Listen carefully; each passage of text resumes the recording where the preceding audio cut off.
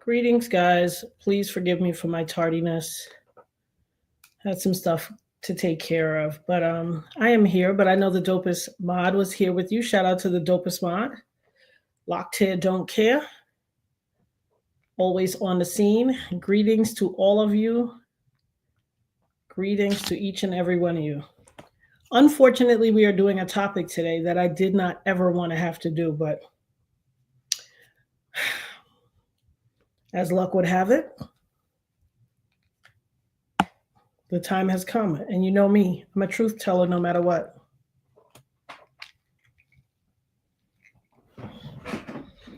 So, unfortunately, it's a conversation that has to be had. Shout out, like I said, to the dopest mod and all of you that are in the house again, accept my apologies. Shout out to Kicking It with Auntie Leah, Lisa Bruno, Kay Leg, Wagwan, Mocha B, Keisha, Shushu, all of the people in the nosebleed seats, all of the people that don't get in the chat, but they lay back on their bed and relax, watch it on their TV and luxuriate. Shout out to the people, shout out to my neurodivergents who are just in observation mode, but taking it all in. I love you all. Thank you for being here, all that good stuff. And unfortunately, this is not a topic I ever wanted to have to discuss. But, you know, this is my job and I'm a truth teller, and wherever the truth falls, I'm going to tell it. Greetings, Patricia, that just came in, Margie. Greetings, all. I'm a truth teller, so I have to speak the truth. And I'm not, here's the thing. In this one, I need you guys completely active. First of all, I'm going to do what, well, I don't want to say I'm going to do what the others do, but I'm doing a mic check. Put a 1 in the chat if you can hear me clearly. Be sure to throw the thumbs up for the likes so the algorithm knows that we're doing something over here that's worthy. And let's get to it.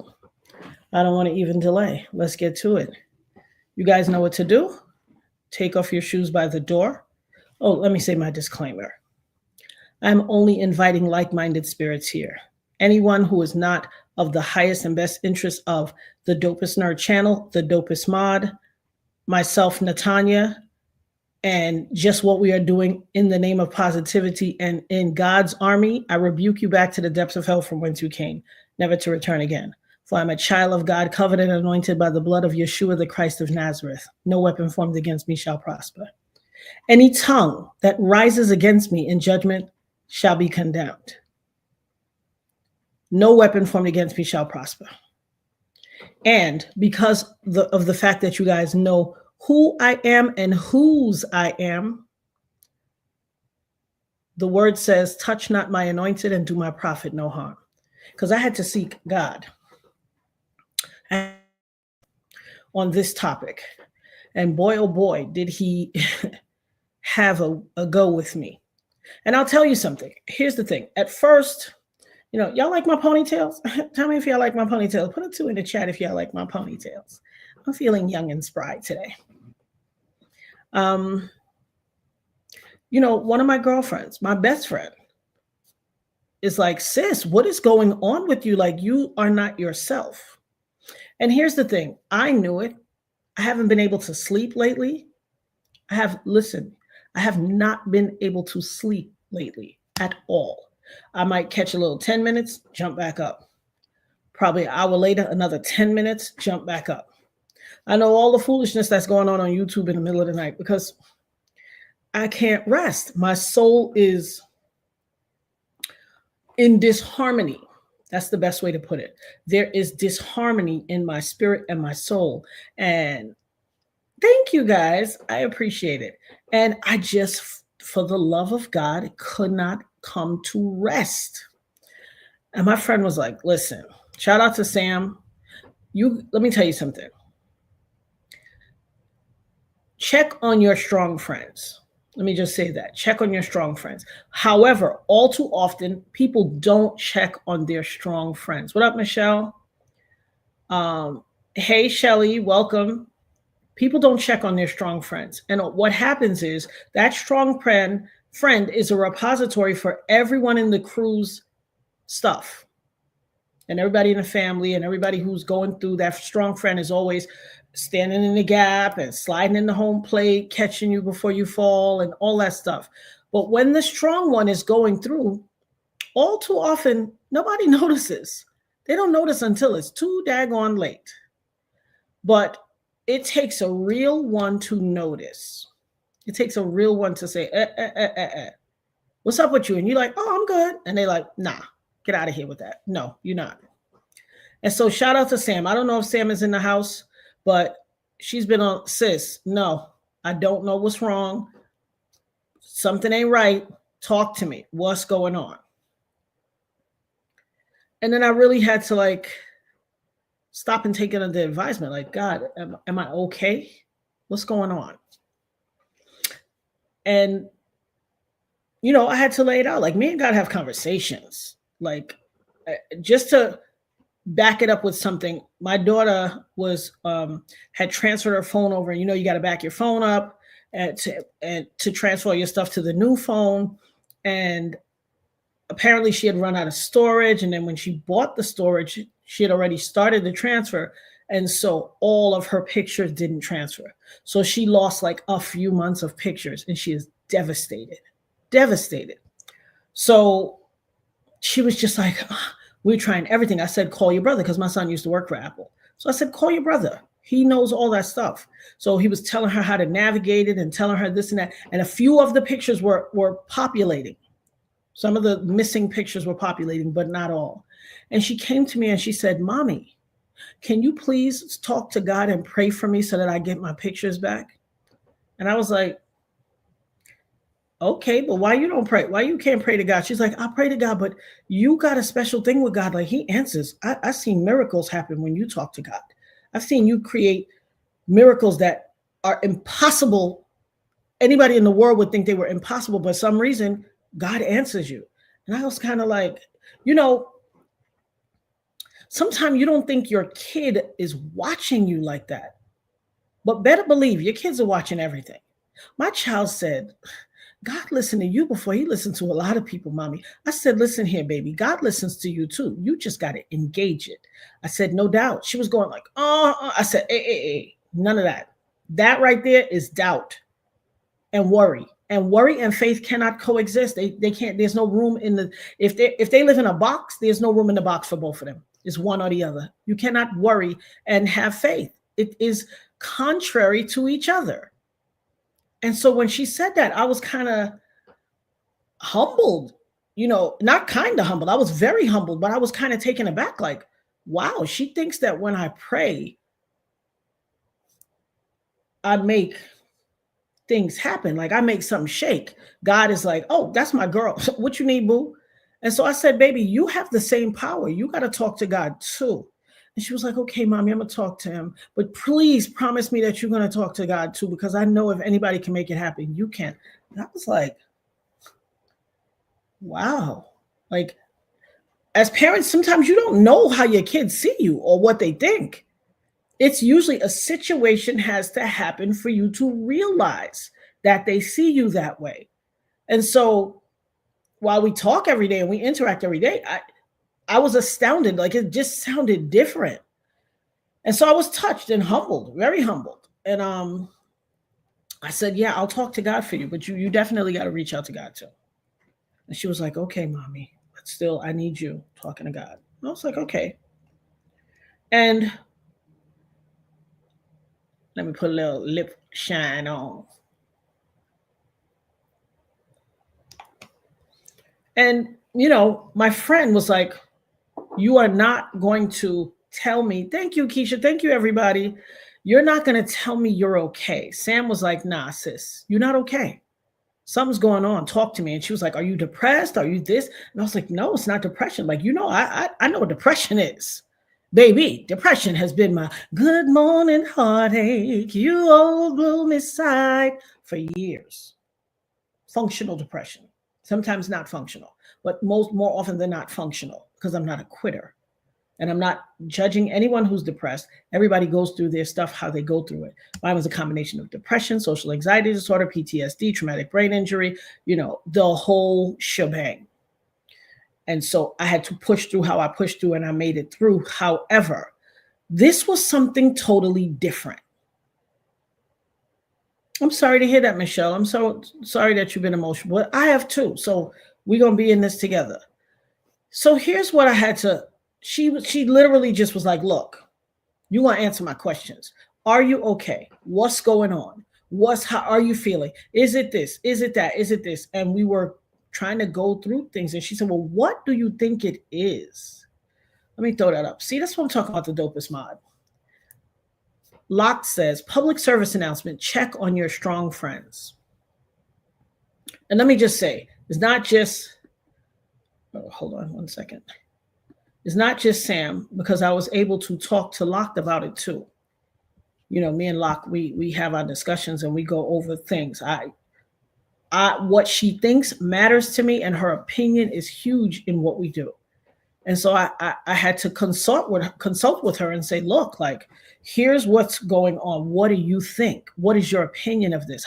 Tell me if I'm wrong. Check me if I'm off on a tangent. And she was like, no, you're not wrong. You're not wrong. And so here is the issue for me. The YouTube Mafia. When all this Puffy stuff and Cassie stuff and Little Rod stuff was just stuff, pre-indictment, pre-house search, and even post-house search, but before it was an actual trial. Let me just give another disclaimer. Thank you, Locked. The views expressed on the Dopest Nerd channel are based on opinion and belief and protected by the First Amendment right as stated in the United States Constitution. So prior to there being a trial, all the way up until there was a trial, content creators, YouTube over, the Dopest Nerd was their friend. Hey girl, hey boo, come on my show, come on my channel. Let me talk to you for a minute. Everybody wanted to know what I had to say about the Diddy situation. Everybody was interested. And for, an obvious reason, because I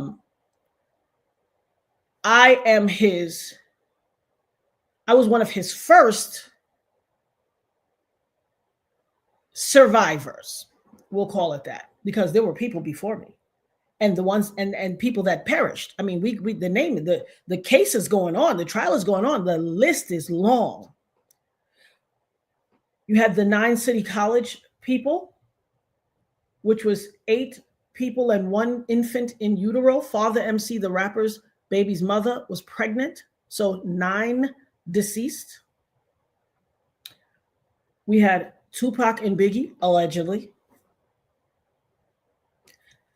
We had a whole lot of people, but then there was this woman. You may have heard of her. I don't know. Cute, brown skin, clever chick, really smart, woman of God. What do they call it? The dopest nerd. Now, let me just step away, stick a pin there. And I'm going to sidestep to another topic. Everybody's in this case and everybody's giving their opinion. It's the biggest thing in the world. It's globally the biggest story going on. The Republicans are passing laws, and Trump is putting his beautiful, ugly bill and all that stuff out here. And everything is sideswiping because nobody can turn away from the Diddy child, Puffy, as we call him around here. And when my girlfriend kept pressing me, something came to, and she kept pressing me, and I went to God and had a conversation with God. And God said, I said, God, am I in my feelings? Am I the a-hole for thinking this? Now, people I try not to watch the trial every day because it's just too much. It's just too much.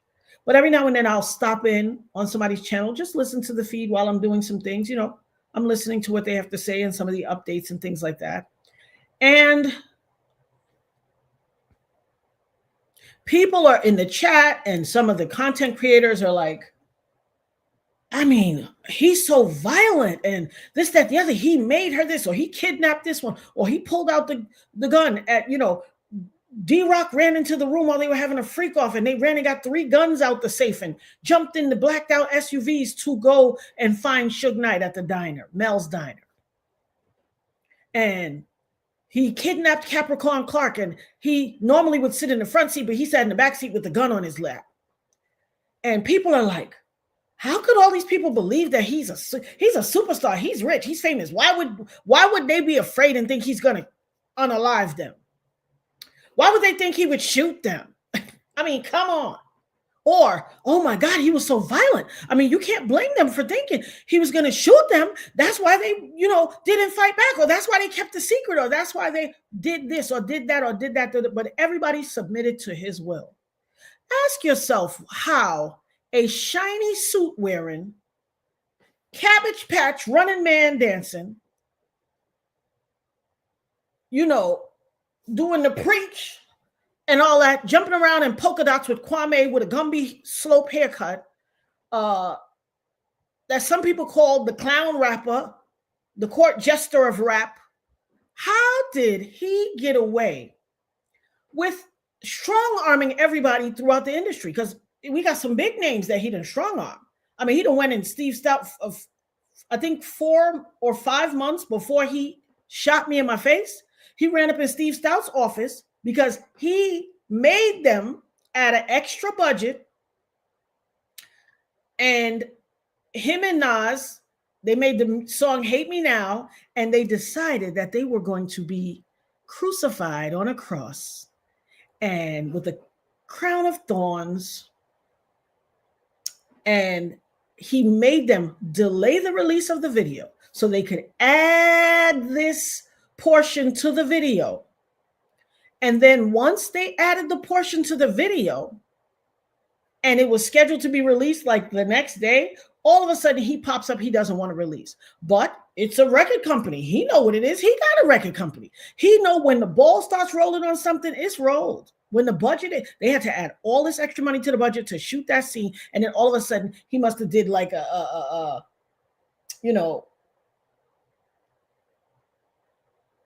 some little event where he quizzed people. What do you think about this scene? And people was like, child, that's sacrilegious. I don't think that ain't a good look. And then all of a sudden he decided he didn't want it anymore. But it was too late. They had already released the video to different places, and the video showed up on Video Music Thing. It showed up on all these, I guess 106 in Park and all these things. And he was so livid, he ran up into a recording contract, a recording office, a big office building in Manhattan, fully surveilled with doormen, a professional midtown office building. He ran up in there and ran up in an executive's office and beat him with a champagne bottle, beat him with a chair with his big thugs in tow, and mollywopped this professional man all over the office and broke his arm. Oh, yes. Like 5 months before he shot me. Broke his arm. And then paid him off.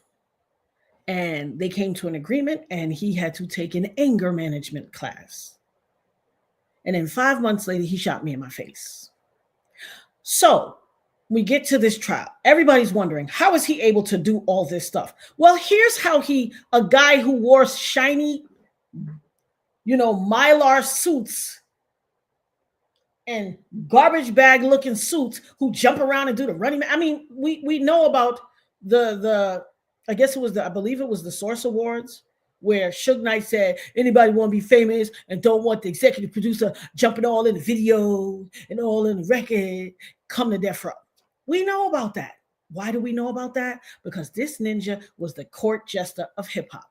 Always up in somebody's camera with a shiny suit on, jumping around, doing the most. But yet, the person who was considered the court jester of hip hop All these people for 25 years have been so afraid of him that he was kidnapping folks, running up in places, beating people, making them do this, making them take D-rugs, making them get D-rugs in their name and giving it to him, having freak offs, this, that, knick-knack, paddywhack. Give a dog a bone.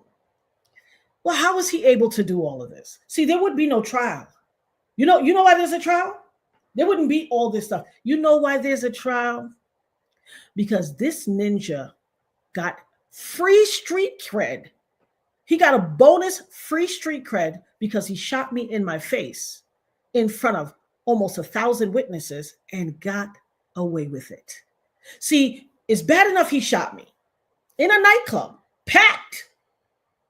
He got away with it, and that is how he was able to live a life for the next 25 years of doing all kinds of crazy stuff. Now, if I'm right about that fact, put a 3 in the chat. If I'm wrong about that, put a 5 in the chat. Because we want to separate it. I don't want anybody to get confused. If I am right that the only reason that there's a trial now is because this ninja got so much street cred from shooting me in the face and getting away with it, he got enough street cred to be able to convince every single person he abused that if they did not do what he said, it was to their peril. Their life depended on it.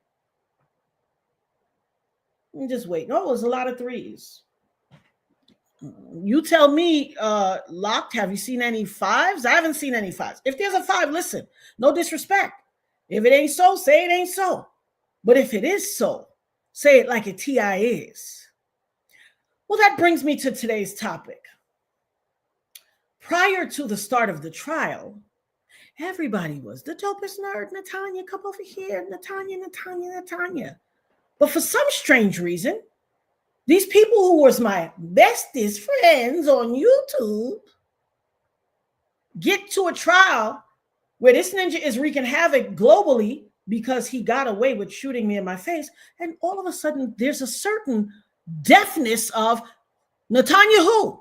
Who? Who's Natanya? The dopest what? I don't know her.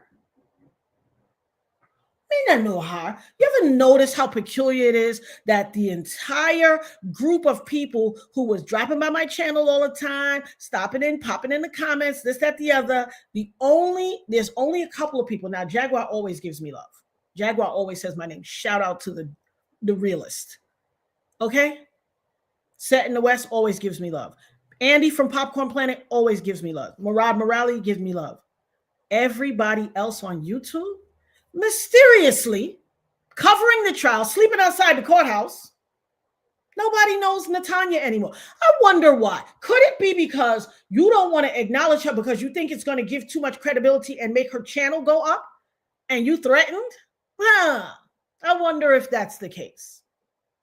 The same people who pop up everywhere I am.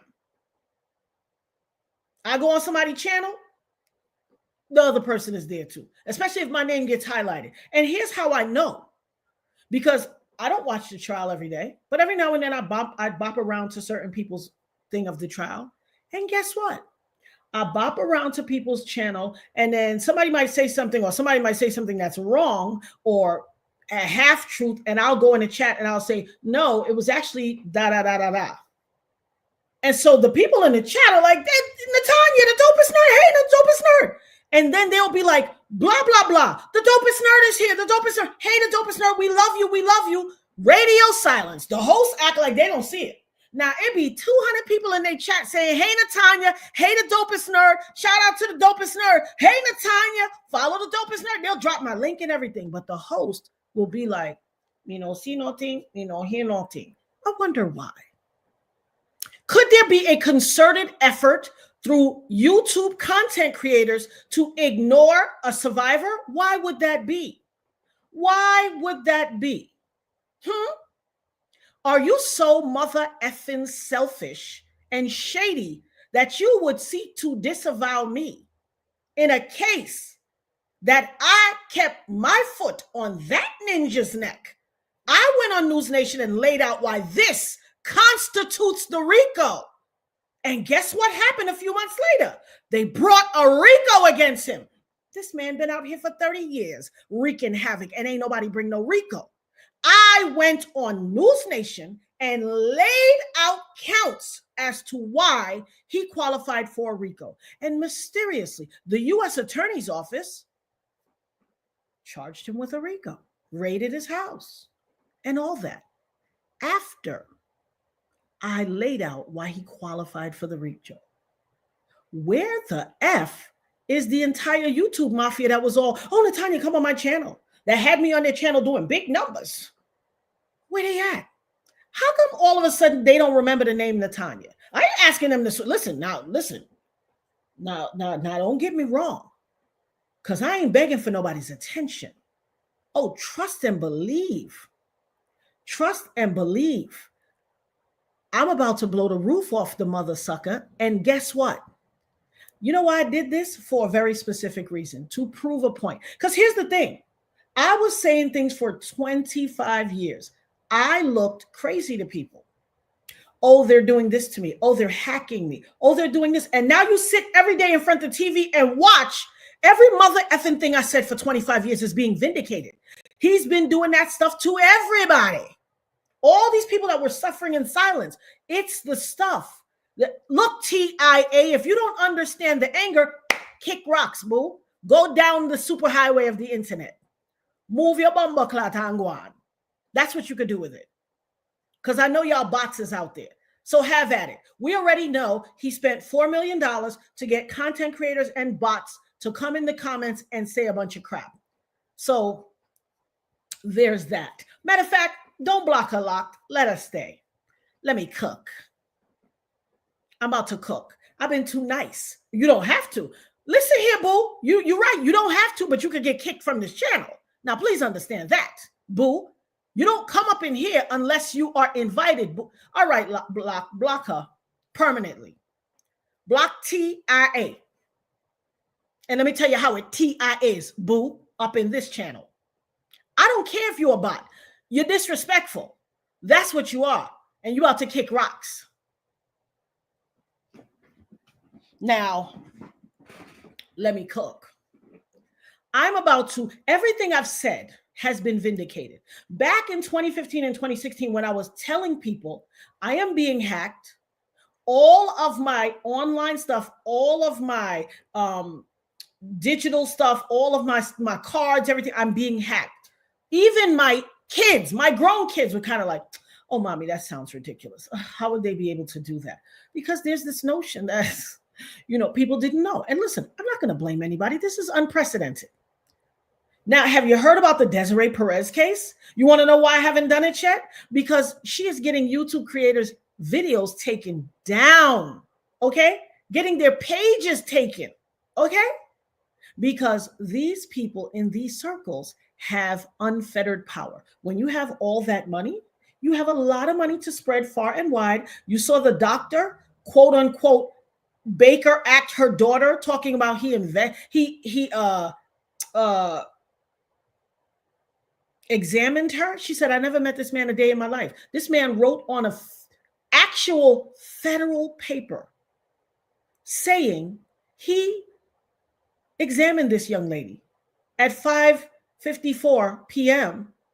when the cops' body camera shows him in the parking lot at 5:54 talking to the police. He claims that he did a full examination, a full psychiatric examination, and has decided that this girl has to be Baker Act. She's like, I've never seen this man in my life. Not only did the cops not even verify who these people were in this blacked out truck, the hospital has since said, we don't have a mobile crisis unit. He made a woman, against her will, get into a blacked out van with people she had never met before that were lying on her. All because her mama, Desiree Perez, the CEO of Rock Nation, falsified and did all this fraudulent stuff, allegedly. Paid doctors to violate the Hippocratic Oath in their own medical. Now listen, it's one thing to go to school and become a doctor. It takes a lot of years to become a doctor. We all know that. You got to go to undergrad, then you got to go to medical school. You have to do a residency. You have to go. These are years and years and years in the making. Long, arduous hours. It ain't not nice. You be on the emergency room shift up in the hood, all kinds of stuff. You would jeopardize that because some woman who's the CEO of Rock Nation paid you a few shekels, perhaps 20 pieces of silver, to lie? And then these people got unmitigatable proof that you lied? Why would you jeopardize? I don't trust. Listen, I done told y'all before. What is he? He is the Black Air Force One wearer of doctors. I don't trust Black Air Force One wearers. If you would violate all of your years of study, your professional accomplishments, your Hippocratic oath, all of that, to let me pay you a few dollars and violate the law also? Me not trust you. If you would throw everything away for a few shekels, I don't trust you. See, I like integrity. I know it's a rare commodity. I have people that get upset with me because I have so much integrity. They say stuff like, oh, you a goody two shoes. Oh, can't nobody be that much of a goody two shoes. No, I just was raised in a very strict West Indian Caribbean household where say what you mean what you say. Do the right thing. Do what you know is right all the time. That's how I was raised. There was no options of like, well, do what you want to do until somebody watching and then do the right. No, we didn't have that. It was zero tolerance. What is right and what is wrong. That's how I was raised. The Bible says, train up a child in the way that they should go, and they shall, when they grow up, they shall not depart from it. That is how I was raised. Now, I know there's a lot of scallywags in this world. I'm fully aware of that. And there's a lot of scallywags. Oh, yes, I'm Trini. There's a lot of scallywags in content creation, in the YouTube Mafia. There's a whole YouTube Mafia. I am here to say on this day, what is today's day? Because, you know, I told y'all I'll be on that Kairos time, not on Chronos time. I'm on God's time. It's in the Chronos era. It is Wednesday, June 4th. Wednesday, June 4th. I am here to prove to you. Mark this down. Those of you that keep notes, people tell me they come to this thing and they bring their notebook. They just be writing things down. Write this down. I'm telling you, I'm doing this today because I'm about to prove a point. See, what they're going to do is the ones who got a little bit of conscience is going to try to clean up their act now. They're going to be like, oh, Natanya this, and what about what he did to Natanya? Why aren't you as bad as Puffy if you can get together with a group of other content creators on YouTube and say, let's ignore Natanya and don't mention her name. We don't want to give her credence and grow her channel. You know how effing sick you are to do that to a woman that got a bullet in the face? What the F have I done to any of y'all? Because when you was wanting to run your numbers up, you had me on your channels multiple times. Multiple times. The proof is out there. If I'm lying, I'm flying. Go check. Go run down the who's who of YouTube content creators, the who's who, reporting on it and out there at the courtroom. Run down their playlists and go in their playlist and type Natanya. See how many times I was on their channels or on other people's channels with them. And everybody was, oh, Natanya, oh, girl, hey, girl. And now they, Natanya who? I don't see nobody. Why would you disavow a woman who this man, who is a diabolical demon, has been able to do all the things that you get to get up here and report on every day and make your YouTube coins, your shekels, your 20 pieces of silver? How you know different than Judas? Y'all content creators that came together in one of your secret YouTube Mafia meetings. See, I was warned about the YouTube Mafia when I first come in here. And guess what? Incidentally, from one of the YouTube Mafia, warned me, be careful on YouTube. Well, hello, you doing the same mother effing thing. This man shot me in my face. Y'all are like, oh, all you people out there that saying it's DV case. I'm telling you, you're wrong. You're mad because people are like, oh, we don't think they're proving their case. I know something that could prove their case. I know something that could prove their case beyond a shadow of a doubt. They know something that could prove their case too, because guess what? They have talked to me already. Why would they speak to me? How am I relevant? Ask yourself. Why would the powers that be speak to me?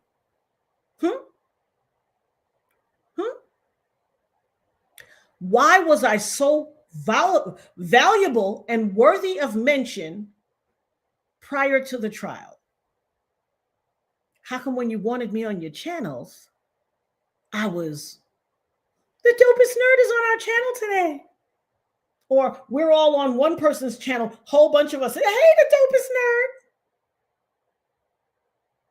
And now the trial concerning the man who shot the dopest nerd in the face and got away with it, which is what gave him the street cred to make all these other 25 years worth of victims sat down and take it, is because he got away with shooting me.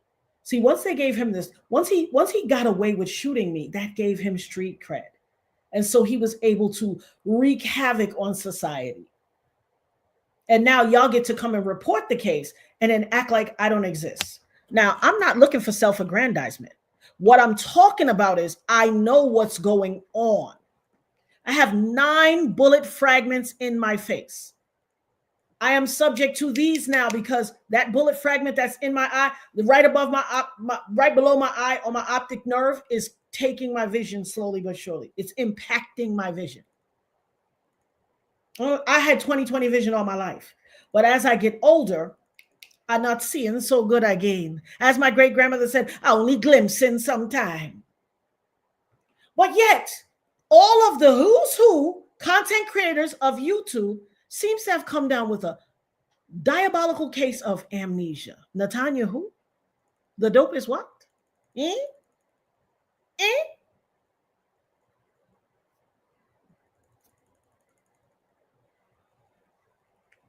And what is that supposed to mean, Tony G? If he was convicted, he would have left jail as a nobody. But guess what? If he left jail as a nobody, all these people would not be recounting all of the abuse they underwent because of him, because they would have convicted him when he shot me and people would not have had to suffer. I don't understand what your point means. What does your point mean? And you can't gaslight me, okay? I got past that. I took that to God and I dealt with it. So spelling my name wrong can't gaslight me, boo. You see how petty y'all are? You come here to spell my name wrong. You know my fucking name ain't spelled so. I look like I'm Mexican to all ya. Like, come on. Cut the shenanigans. Cut the shenanigans.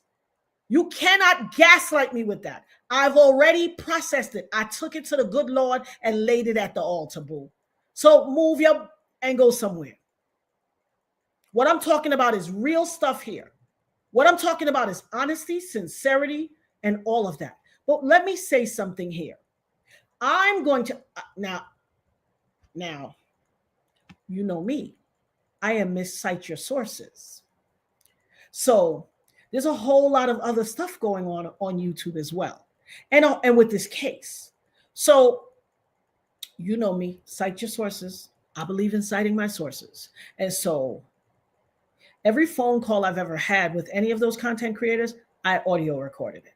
Yes, I told y'all I record everything because I don't trust people. I know people, they get amnesia and they have a case of, what I know about people is I don't play a game of your word against mine. I play a game of your word against you. I don't just have audio recordings. I have lots of cite your sources proof. I also thought it was very peculiar. Everybody put cite your sources in the chat. I also thought it was extremely peculiar when the young lady Bona, her nickname is Bona. I think her name is Brianna Bonalago. I'm not exactly sure how to pronounce her name. Please forgive me for the oversight. You know, I'm huge on pronunciation. The homegirl that he actually, now we had heard tales of him picking this woman up and hanging her over the balcony. Bona is the young lady who was hung over the balcony. I found it interesting when they were cross-examining her and they said, isn't it true in your lawsuit against Sean P. Diddy Combs, you said, or Bana, excuse me, there you go. Thank you, Foxy Nyla. Bana. Isn't it true you said blah, blah, blah, blah? And she said, no, I didn't say that. My former attorney, Tyrone Blackburn, said, oh, Tyrone Blackburn. Now, where have I heard that name before?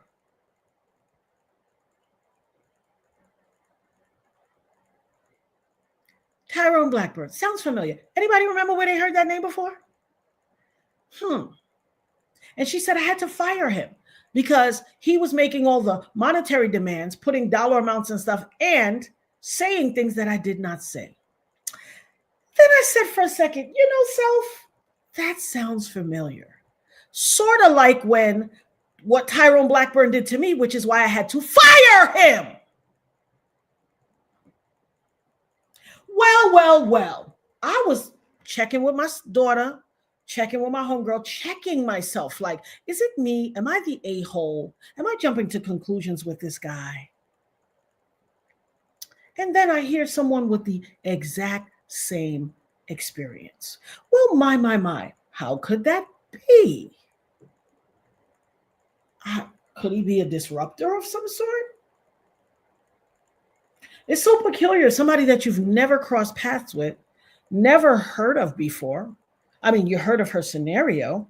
You heard of her situation where this young lady was hung over the balcony of the 17th floor. You never met her before.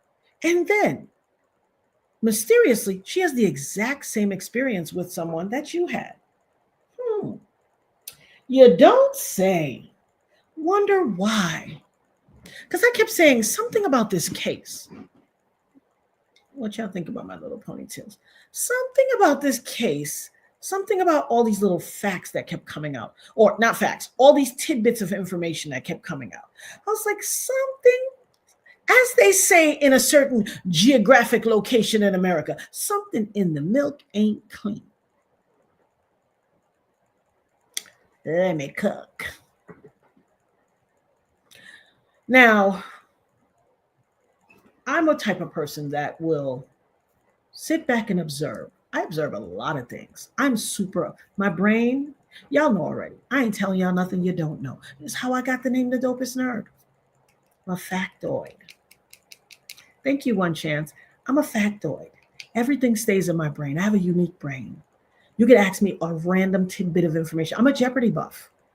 I literally took the Jeopardy contestant search. I told y'all. It was 50 questions. I got one wrong. There was a room full of quote unquote what visually and aesthetically looked like the who's who of nerddom, and they all got messed up. 10 questions in, they crapped out. 12 questions crapped out. It was me, this blue collar guy with a plaid jacket, and this Latina sister with a kind of party outfit on that in the daytime that we thought was like, okay, that's kind of a party outfit. But, okay, the whole room was looking at us like, these three are the ones that made it? Because like the Bible says, God is no respecter of person. You see the ones you think is A, B, C, D, E, F, G? No, sometimes it does be W, X, Y, Z. Because, baby, I love information. Like Puffy love freak-offs, I love information. Like Puffy love D-Rugs, I love information. Like Puffy loves diabolical demon-ish, I love information. I love knowledge. I love wisdom. I drink it for breakfast, lunch, and dinner. I have it with hot tea and cold beverage when I'm verklempt because it's so hot outside. I love information. I also love receipts and correct change. And I serve that up. Tyrone Blackburn. Who else is close to Tyrone Blackburn? He always seems to be giving information to. Perhaps I'll save that for another day. You can't put all your eggs in one basket. I'll save that for another day. Because far be it from me to say anything that would impact the demon being sent down to hell where he deserves to be. But you best mother effing believe Mama got it loaded in the chamber. Don't think for 1 second. One thing I don't play, but let me tell you why I brought this up to the thing. And here's the deal. I've seen it with other situations, but their story is not mine to tell if they are not wanting to highlight that particular thing with this YouTube Mafia. Make no mistake, baby. There's a YouTube Mafia out here. I see it. Now, it'd be different if I'm up here every day. Listen, this is my life. This case is, I don't care if they just talking about the essay portion, whatever, but the whole thing, I don't care what segment of this case they're talking about, it all ties back to me. The only reason all of these people succumbed to all of his diabolical treatment was because they had reasonable fear and suspicion that their life was in jeopardy, because they already knew he shot me in my face and got away with it. They had reasonable and justifiable fear that their life was in jeopardy because he got away with shooting me in my face. That's why we're here today. Let's make no mistake. Let's be clear about this thing. Let's be very clear about this. This man is being prosecuted, and I see this kind of laggy. This man is being prosecuted because in the early days of all of this coming out, I sat my lovely chocolate caramel behind on News Nation and laid out why he qualified for a RICO conviction, charge and conviction. I did that. And I said on that video, I am a healthy, risk-averse woman. I live a simple life. There is nothing wrong with me. I am not suicidal, say. You know we can't say certain words on YouTube. So I had to speak a little pig Latin. I'm not suicidal, say. I have every intention of living out my life to see my children actualize their entire future. I don't plan on going nowhere. And I understand the peril at which I face for saying these things out loud. That has not changed. That hasn't changed. That hasn't changed at all. Make no mistake. It is highly obvious that the who's who, the YouTube Mafia, has made a conjoined and concerted effort and mission to completely erase me and my name from the narrative of this trial because they're frightened. See, they don't want to give me too much. They feel like if anybody keeps saying Natanya, I'm going to get too much attention. And they're petty. See, they live for this. Y'all see how frequently I come on. What do y'all say? I got Cook's Crate call me and be like, look, please come on. Where are you? Are you okay? Emailing me. Y'all know, am I lying? Y'all be emailing me. Come on, sis, where you at? I miss you. I need to talk to you. I'm not here self-aggrandizing. I'm here crying aloud, sparing not, and speaking truth to power. I'm here seeking justice for lots of people in these spaces. I'm here sharing information that could be beneficial to you guys in your life. I'm here sharing what I do to take homeopathic steps to maintain my health and my youthful outlook. I mean, for God's sakes, in a few days, I'll be 55. God willing, I will be 55. When I got shot in the face by Sean Puffy Combs, I was 29. I'd say I'm a success story. Regardless of what anybody thinks, I'm a likable person. I'm a woman of God. I don't mess with people. I don't start nothing. Listen, I'm not complaining about the emails. I love you guys. Keisha, all of you, I love y'all for it. K-Lig, all of you, I love y'all for it. Michelle, everybody, I love y'all for it. I love y'all for loving me. I love y'all for checking me, seeing about me, making sure I'm okay. You know why I'm here today? Because my best friend said, listen here. You keep telling me, you good, sis, you good? And I say, I say, I'm okay. And she like, you're not okay. You're not okay. You're not okay. Today, she made me talk to her. Is it this? She asked me, is it this? Is it that? Is it that? Is that? I had to literally like be like, okay, that's why I'm here today. My daughter made this thumbnail hours ago. And I still sat with God and was like, okay, now when I do this, God, I'm going to open up a can of worms because, you know, everybody going to have what they have to say. It's like people be upset at the notion that somebody's giving me attention. I'm not an attention whore in the slightest. Right is right and wrong is wrong. If it is your intention for the truth to come out and for this to be addressed properly, you cannot discount Natanya Rubin, December 27th, 1999, and Sean Puffy Combs shooting me in my face. You can't discount it because that's how we got to this place. That's how we got here. That's how we got to him pulling guns on people and pulling guns on people, making them do freak offs and using D-rugs and doing this and hanging people over the balcony and doing all this. That's how we got here. Because who else? If I told you that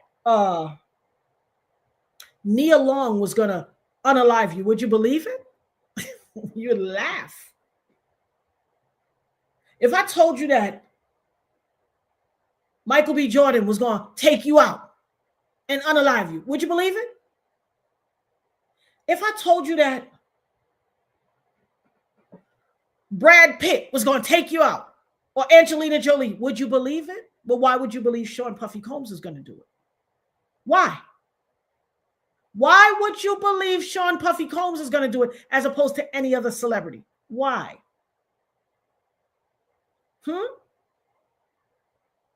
Answer me. Everybody tell me, why wouldn't you believe that any other celebrity, if Brad Pitt walked up to you holding a gun, would you take it seriously or would you think it was a prop gun from a movie? Would you be afraid? Could he make you get in his car and drive off into the sunset knowing that with the threat and telling you he's going to murk you and that you might not ever see your child again? Tell me. Put a 6 in the chat if Brad Pitt could run up on you and pull a gun on you and tell you that he's going to take you out. Would you be afraid? And would you be like, oh my God, I have justifiable reason to believe that my life is at stake? Tell me. I really want to know.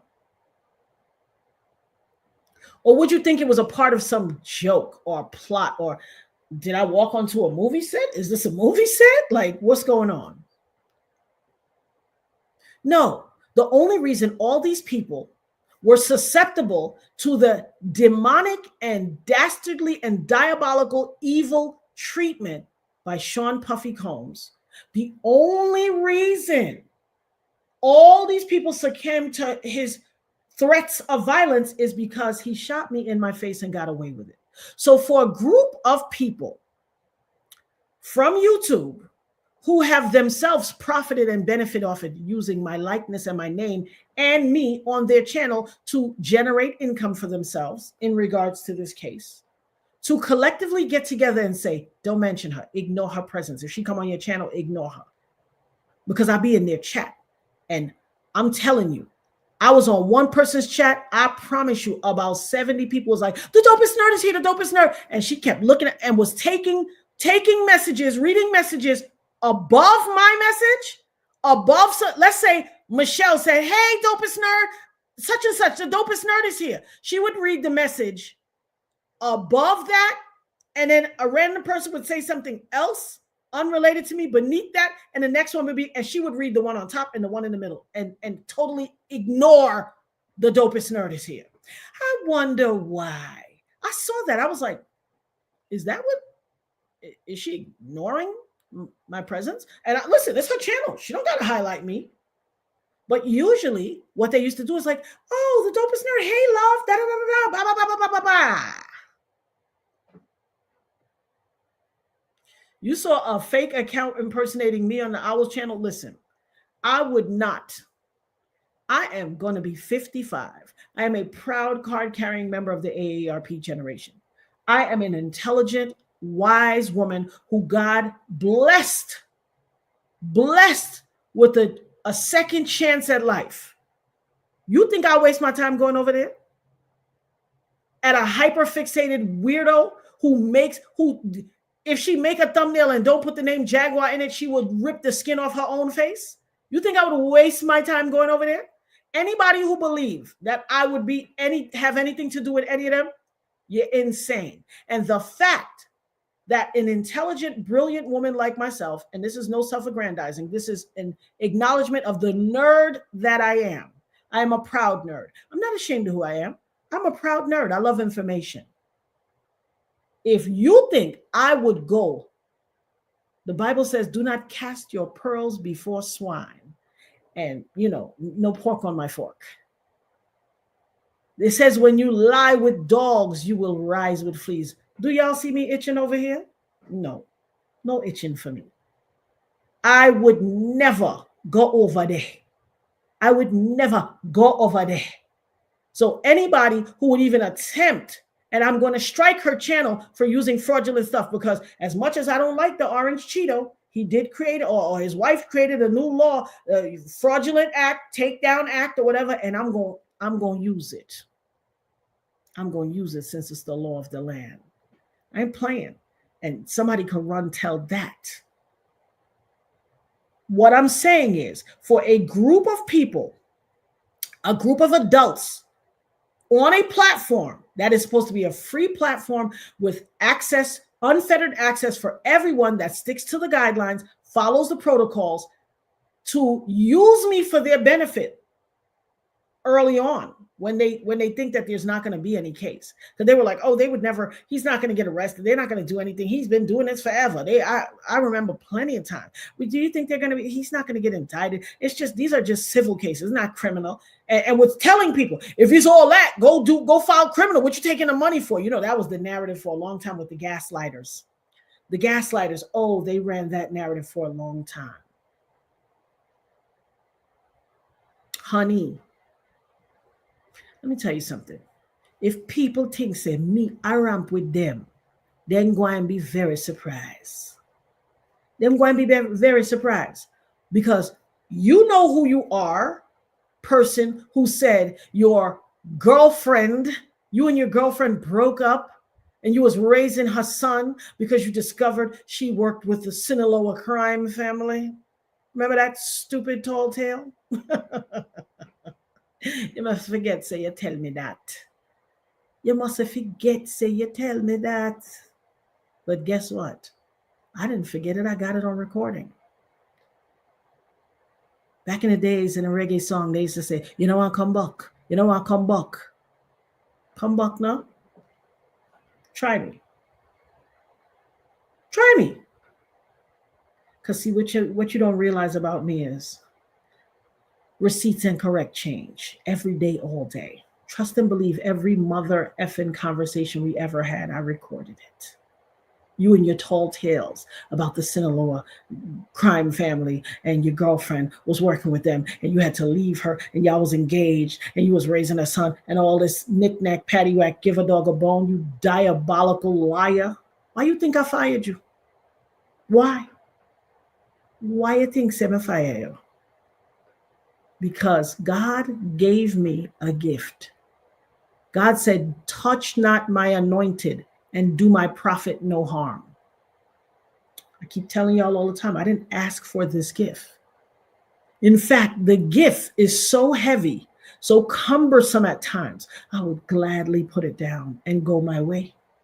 Life would be easier. But I'm not disavowing in any way, Lord God. Oh, no. Because many are called, but chosen are few. And to whom much is given, much is required. See, God gave me a whole bunch of life after that fateful day. I tell you, I was 29. I will be 55, God willing, in a few days. That's a whole lot of grace and mercy. And me not play with that. I don't play with God. I keep telling y'all, I don't play with God. I don't play about God. I don't have no problem citing my sources. See, it's not gossip because I don't believe in gossip. And this certainly ain't hyperbole, baby. This is the truth.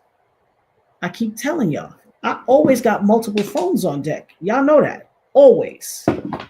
When you're talking to me on one phone, I'm recording you on the next phone. I got thousands of recordings. And don't worry, I got them backed up too in case you want to hack my phone. I got them on other junk devices. So try your best.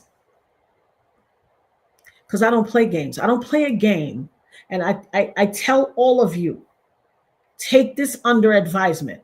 I never play a game of your word against mine. I play a game of your word against you. And here's why. Because people are unrepentant liars.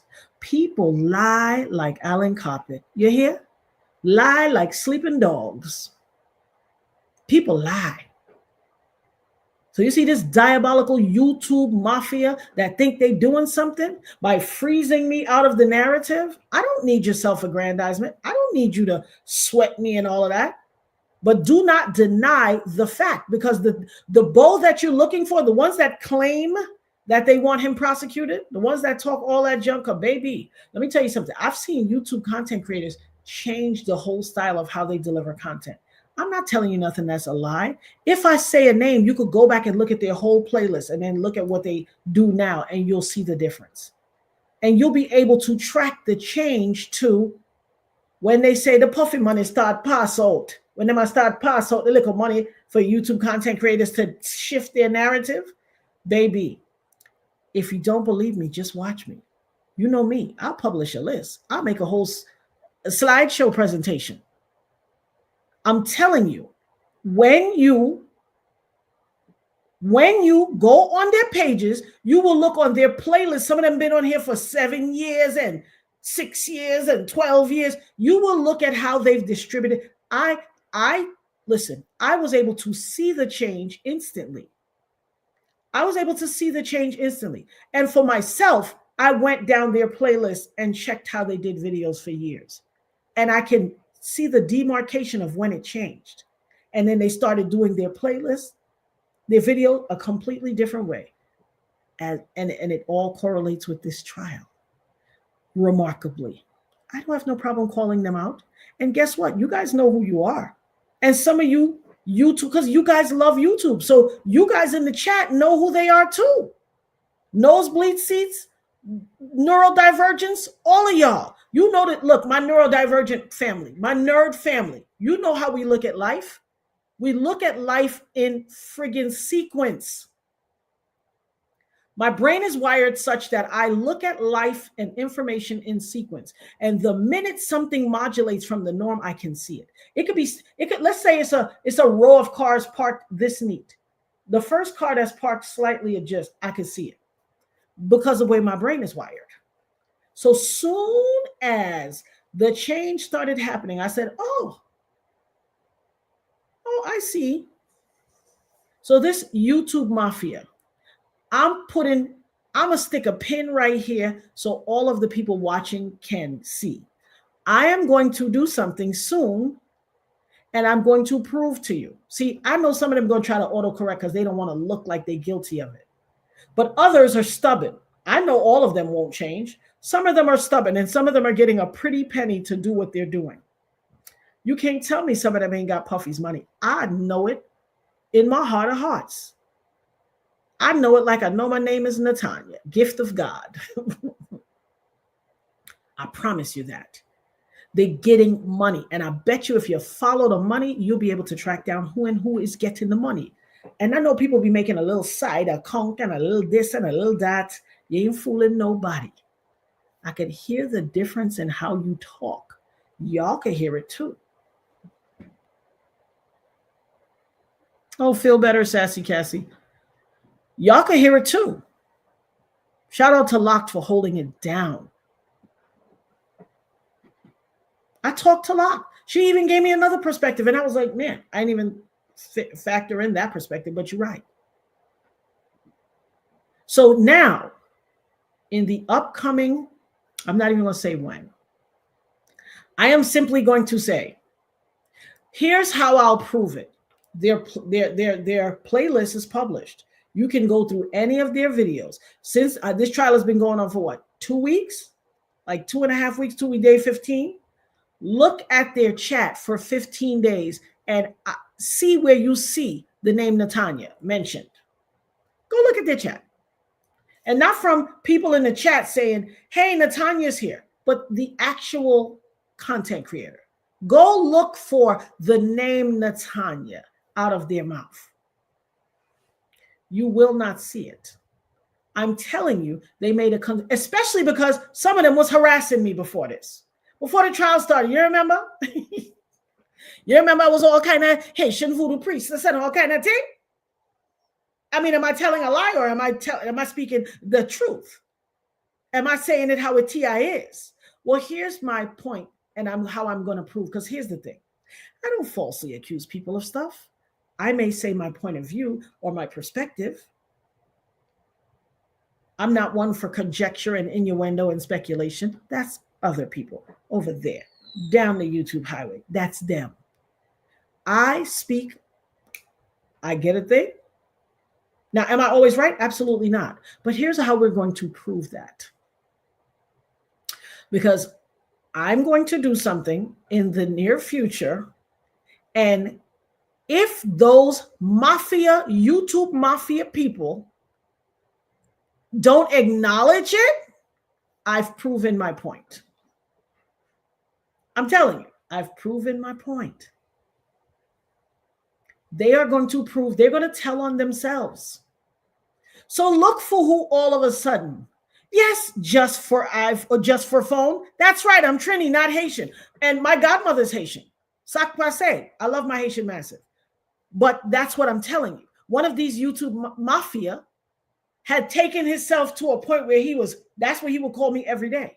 And I said, I had to check him and say, you don't believe that I'm a voodoo priestess? Because if you did, you wouldn't be, if I was, you wouldn't be here no more. I would have been took you out like a gnat at a cookout. You're in the way. I would have done zap you like a gnat at a cookout, and I'm trying to eat my good potato salad made by Aunt Bertha. You know that good potato salad and mac and cheese? Potato salad was made by Aunt Bertha. The mac and cheese was made by Martha Ann or Miss, what's a good old Southern name? Some old good old Southern name. Miss Maybelle made the mac and cheese. Miss Bertha made the potato salad. And Unc with the little chancleta sandals and the friggin' high socks, the tube socks and the sandals. You know them Unc cookout sandals that if the chef on the grill ain't wearing them sandals, you know the food ain't good. That's the plate I'm eating. Aunt Dot, there you go. Aunt Essie, Aunt Bessie, Aunt Maybelle. Yes, baby. The plate made by them. They all in the kitchen with their half aprons on. They just are talking, and all the young folks is outside because they don't mind being inside the kitchen because that's how they show love. I'm eating one of those plates. And you content creator, you flapping around my plate. Flapping around my plate while I'm trying to eat. If you thought I was a Haitian voodoo priestess, baby, you wouldn't be able to be outside the courthouse right now trying to be the star of the show. You wouldn't exist because I would have done zapped your ass out of here like you deserve because you're diabolical and you're a pain in the behind. To everybody, the people outside the courthouse can see it now. You out there showing your behind. Miss Beulah, that good plate. Mary Bell, But I'm going to do something. I'm telling y'all, I'm going to prove something. If after this thing occurs and they all stop saying my name, here's how I'm going to prove it, whether they say my name or not. If they don't say my name or if they say my name, it's going to prove my point. You'll be able to know. And then I'll double back afterwards and point them all out. I got a list right here. I could show it. I'm not petty at all. I'm just a factoid. I'm a truth teller. So I don't have a problem telling the truth. They think somebody's stupid. Just because somebody's quiet doesn't for 1 second mean they're stupid. Never mistake somebody. Don't ever take somebody's kindness for weakness. Because ain't nothing weak about me, baby. Ain't a damn thing weak about me. This same man that everybody was afraid of, I'm the only one who was not afraid of him.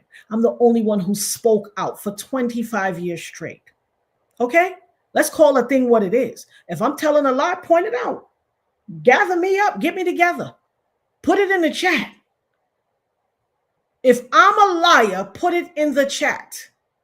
While everybody else was running, tucking their tail, I was like, oh, heck no. He did it. He guilty.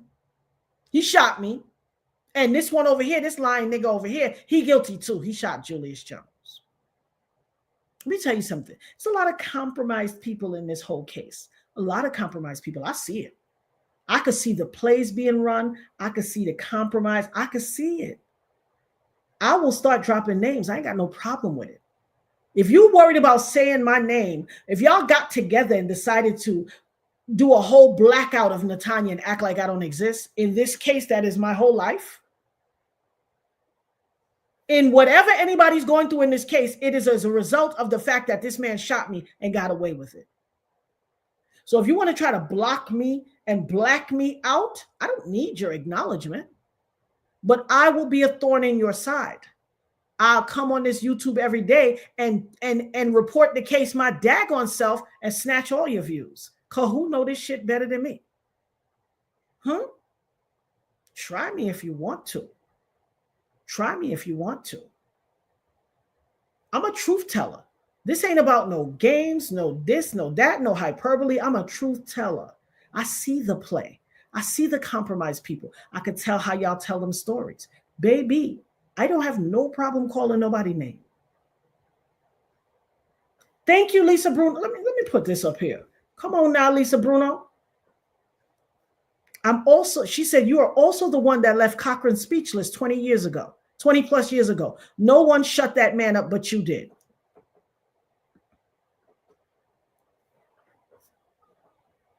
What they say, tell the truth and shame the devil. Tell the truth and shame the devil. So while y'all out here thinking y'all got a little plot going on and you thinking I'm a sucker because I ain't say nothing, never believe that. Ain't nothing about me a sucker. I pick and choose my battles. My peace is mine. Y'all out there still looking for your perfect beat. Y'all out there still trying to get something and be somebody. Y'all out there using everything as your footstool, hoping that you're going to be a correspondent. Pronunciation is required for that. See, y'all know if I get too much attention, there's a possibility that someone would make me their correspondent. You don't want that. That's not an impossibility. In fact, you don't even know if I've had that discussion or not. You don't even know if that's something on the horizon or not. But here's one thing I know beyond the shadow of a doubt. I see your collective effort to black me out so that my channel won't grow, so that you don't give me any attention and drive people my way. If you think you're doing what you think you're doing, baby, I'll mess around and be a correspondent for a major network out here for this case and shut y'all all down. Try me if you want. I got the time. My baby done graduated, honey. She grown now. I ain't got to run to school. Y'all want to try? Would you like to try me? Because, baby, this is my life. You know how did somebody sing a song? I was watching a video the other day. It was this little TikTok compilation. And it was on YouTube, but it was a TikTok compilation. And it's this little show my daughter showed me before. I don't know the name of it. They're in Britain. And it's like 2 or 3 people or 4 people sitting at a table. And then they have like 3 or 4 people, maybe sometimes 5 people standing up, and then they're asking them questions. And there was a part of the thing where the guy sitting at the table was like, all right, I'm gonna give y'all an easy one. Maybe they were asking them questions and nobody was really getting it. And then they said, he started this line of a rap and he said it like in a modulated mode, like this is not what he said, but let's say he said hip hop, the hip to the hip to the hip hip. And so if you know that, you're gonna jump in and finish. It was a Nicki Minaj song. My girl jumped in, baby. She did that at lightning spill. And people was like, oh, she waited all her life for this moment, baby. I waited all my life for this moment. You know what, come back? Try me. All of y'all YouTube content creators, YouTube Mafia, that think y'all doing something, putting y'all all on notice. Is this a competition for y'all, or are you seeking to highlight the truth on somebody who is doing diabolical things to people? Because if you think this is a competition and you think you're going to block me and you think you're going to do me harm, I will collect and gather all of you. You think you're going to use this as a footstool to become a correspondent somewhere? Sorry, those jobs require proper pronunciation and articulation. I'd say I'm on the top of the leaderboard if that's the criteria. Am I right or am I wrong? I don't know. You tell me. You tell me. I didn't start with y'all. You started with me. And since you have your clandestine YouTube Mafia, as one of y'all say, co-conspirators, even though the word is co-conspirator, the root word is conspiracy. It's not conspiracy, it's conspiracy. You hear other people indicate co-conspirators, co-conspirators. Since y'all want to be co-conspirators, so you want to be co-conspirators, let's do this.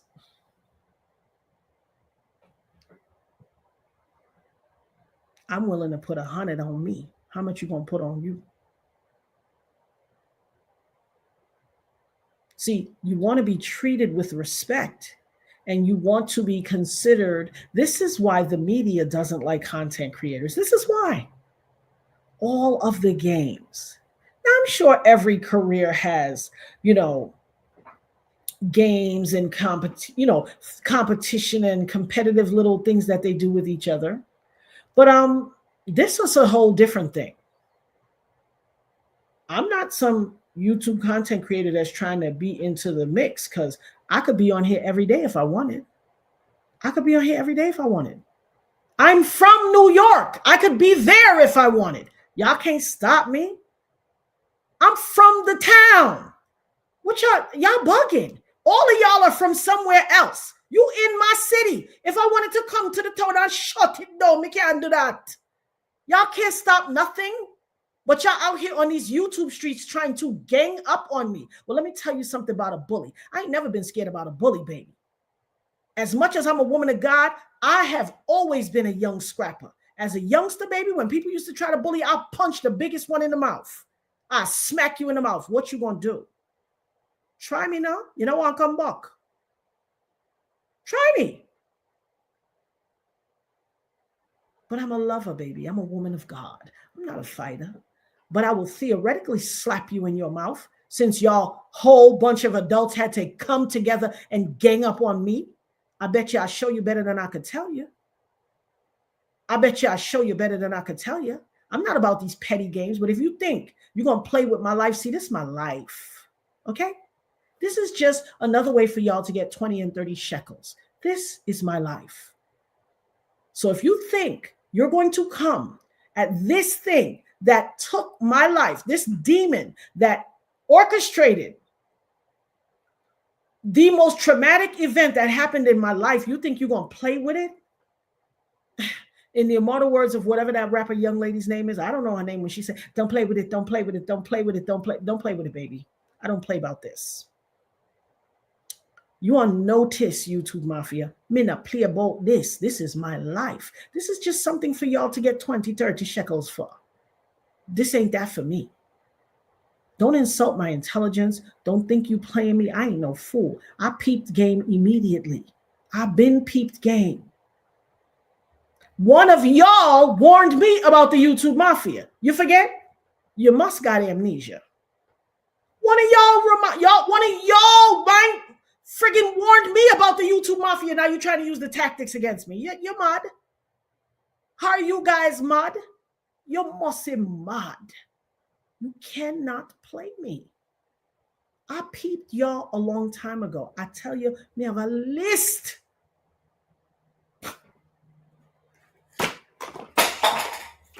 Y'all don't understand what this is, baby. I got a list. I have notes. I be documenting things. I just be taking things down, because that's how my brain works. I have a chronology, even though I exist in Cairo's time. I have a chronology of events predicated by y'all. Y'all started this. I didn't start this. But since you guys, in your entire adult lives, with adult responsibilities and children and families, I presume, I don't know what you guys have going on. But since you took your grown self and decided that y'all were going to gang up and try to affect me negatively, you know what that old catch line for the old army commercials was? I'm an army of one, baby. Me and my father. That's all I need on my team. I don't need no YouTube Mafia. It's me and my father. I bet you me and my father beat every last one of y'all, hands down, every time. See, y'all think y'all doing something. Y'all think y'all doing something. This one trying to use this as a springboard to be a correspondent, I guarantee you, not a serious one. Not a serious one. Maybe infotainment show or something. Not a serious one. Let's just be, I'm not trying to be funny, but since y'all out here trying to be funny, let's be funny. If it was predicated on you guys or me being a correspondent for someone, who do you think they'd choose? Network media, I'm sure they'd want all their words pronounced properly. And they'd want someone who could look into the camera and articulate, in today's news, we had a case of blah, blah, blah, blah, blah, blah, blah, blah. Warning, breaking news. This baby, please don't try me. Please don't try me. And I ain't trying to give it to y'all because I'm not petty. But since y'all think that y'all gonna come and play with my life, this is not some story. If this was let's say this was some story about what else is big on the internet these days? Let's say this was a story of Desiree Perez. That's not my, listen, I have no ownership there. That's not my story. I can report it. I can speak of the facts that are presented into the lexicon. I can speak of the facts that are presented into the news sphere, but it is not my story. I don't have ownership of it. I can't tell one of y'all, oh, don't do this and don't do that. But baby, this right here, nobody knows this like I do. Listen, they say facts and I can tie it back to such and such. Like the fact that he's been wiling out all these, a plethora of these stories that came out happened in 2011. Bet you don't know why he was wiling out in 2011 so much. I bet you I know. I bet you y'all don't know, but I bet you I know. Because you would not have an inside track to why he was wiling out in mid to end of 2011 so bad. But I know, because it's my fucking life. Had you known this, you would have reported it. It would have been a major thing for you to report. Well, I have an inside track on why he seemed so volatile during the 2011 year. It's because Nunya. I could report it. I know why he kidnapped Capricorn Clark in 2011. I know why he blew up Kid Cudi's car. I knew why he kidnapped Cassie, why he did this, why he did that, I know why. I know why. I know why he hung that girl over the banister in 2011. Because it was right around the time he had to pay me out of his pocket.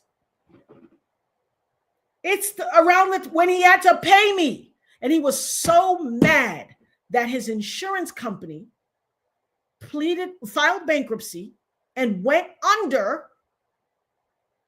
And he had to pay me out of his mother effing pocket.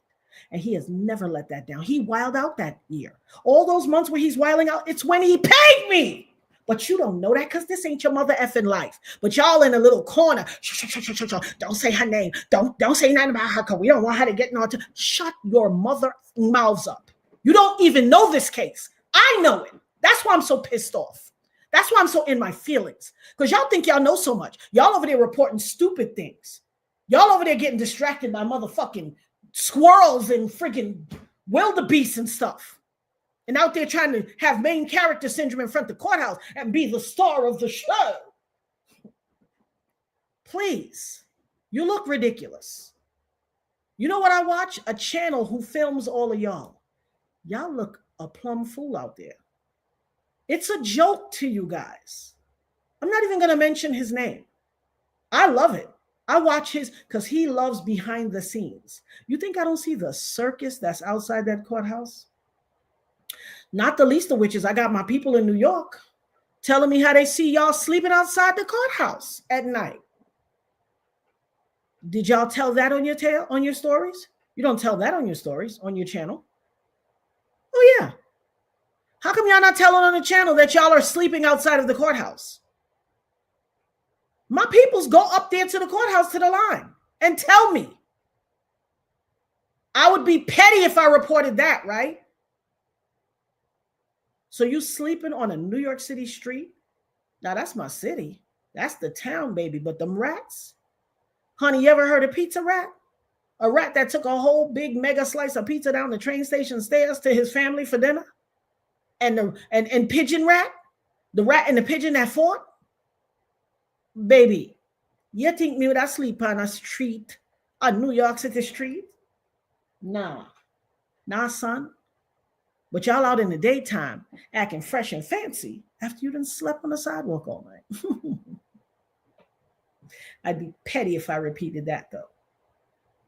Oh, excuse me. Did I say that part out loud? What happened? All them super chats, y'all can't get an Airbnb? Why don't y'all get together and share? Y'all sharing other things like a conspiracy to deny me of my rights and my justice. Since y'all could get together and deny me of my rights and my justice, why y'all don't share an Airbnb? Why have you opted to sleep on the street? I'd be petty if I talked about that every day, right? Y'all ain't telling that part of the story. Why not?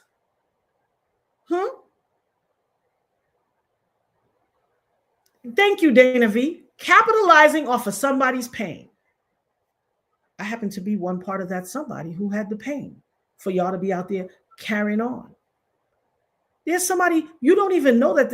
I don't even think y'all know that this person is filming y'all and airing y'all out. You look a plumb fool. And I would call certain people's name, but I won't give you a drop of attention because you're too thirsty for attention. I wouldn't even dare say your name. You want your name called too much. I don't want no parts of it. You would love me to say your name.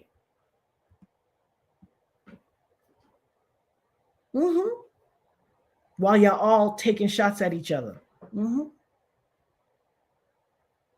Why y'all taking shots at each other, no less? You conspire to try to take me out the equation and out the game, but then you take shots at each other. It's so bizarre. But here's one thing I know. Here's one thing I know beyond a shadow of a doubt. See, I have this purview. I have inside information and then I have the outside information. I also have a prophetic eye.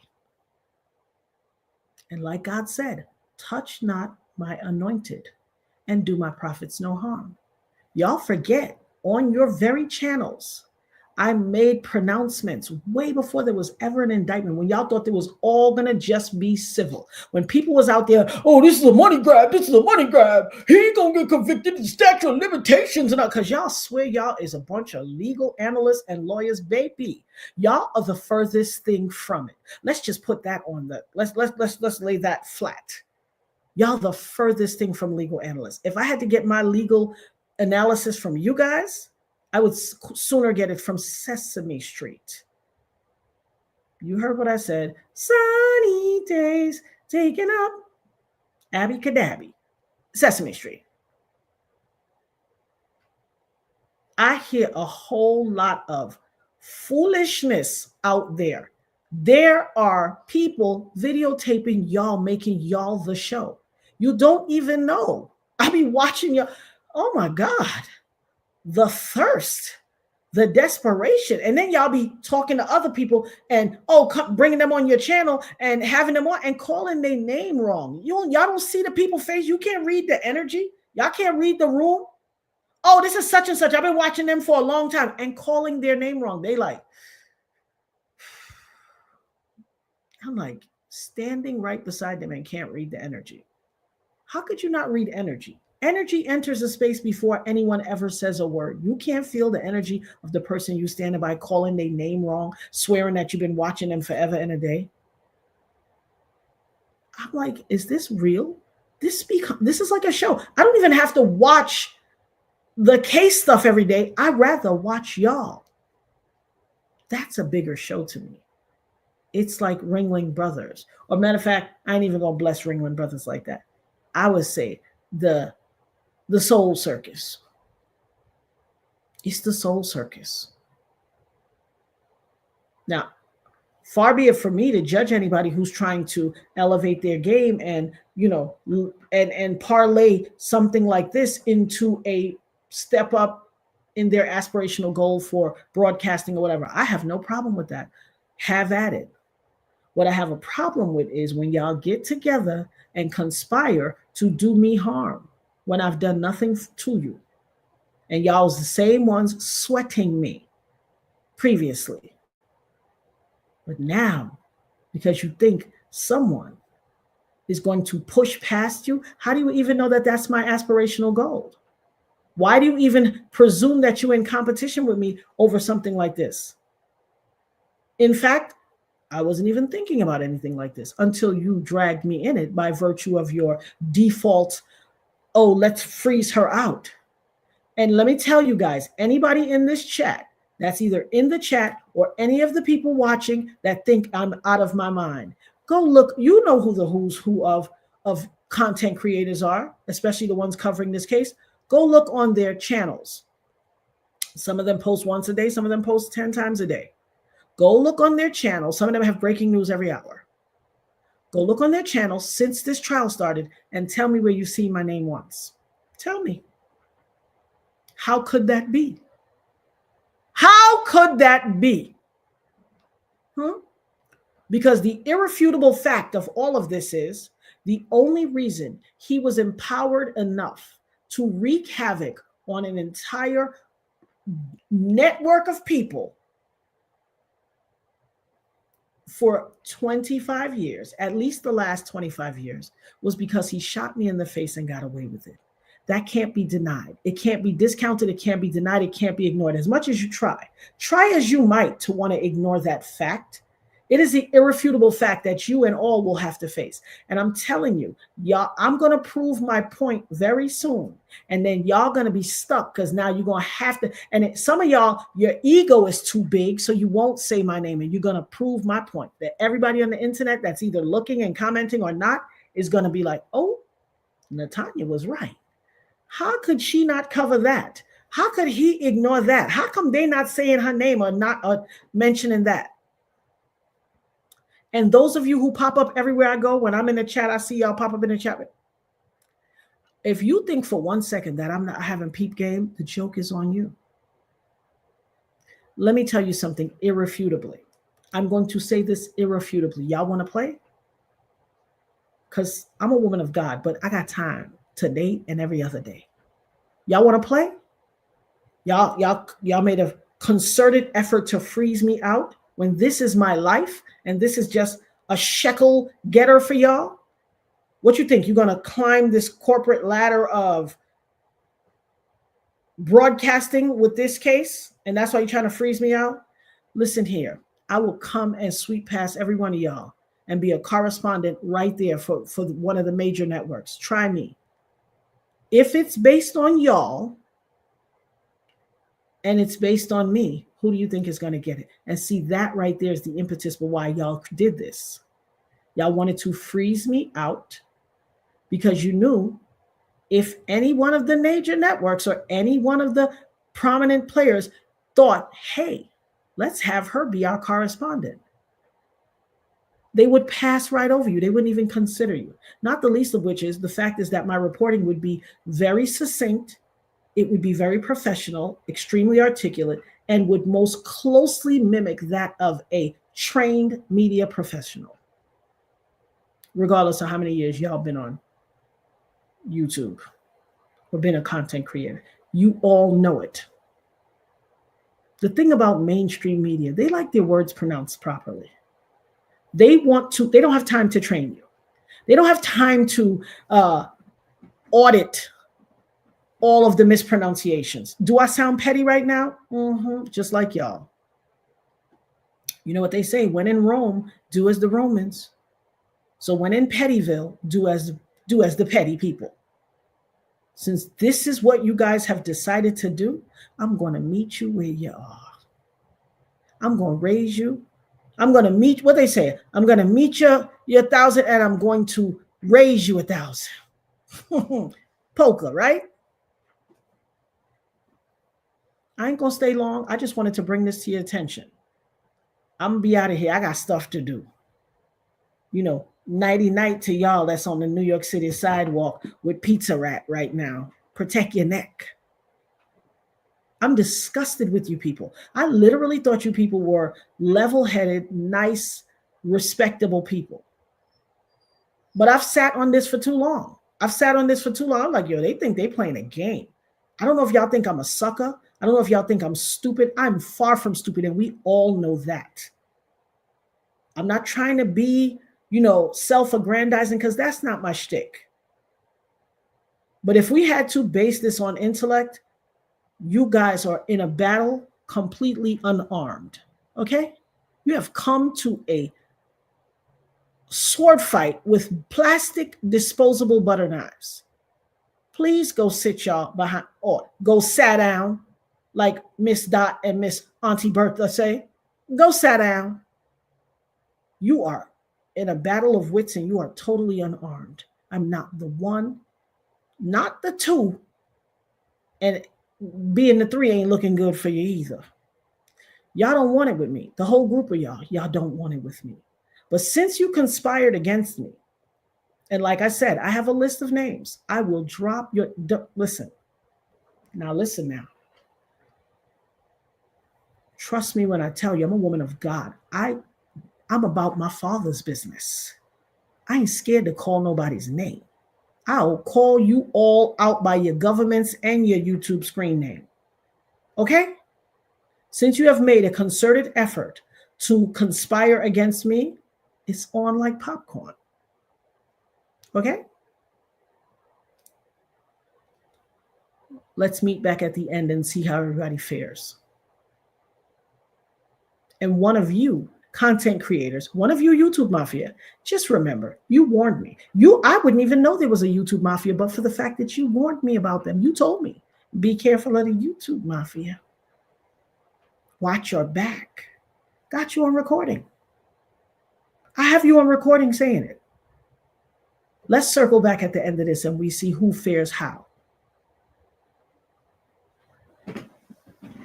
I appreciate you guys today. Let me give you some love. Let me go up and down the chat and talk to some of my people, holler y'all out. Because these people got me tight right now. They got me very tight. And I do not appreciate it. I scanned up the list a bit.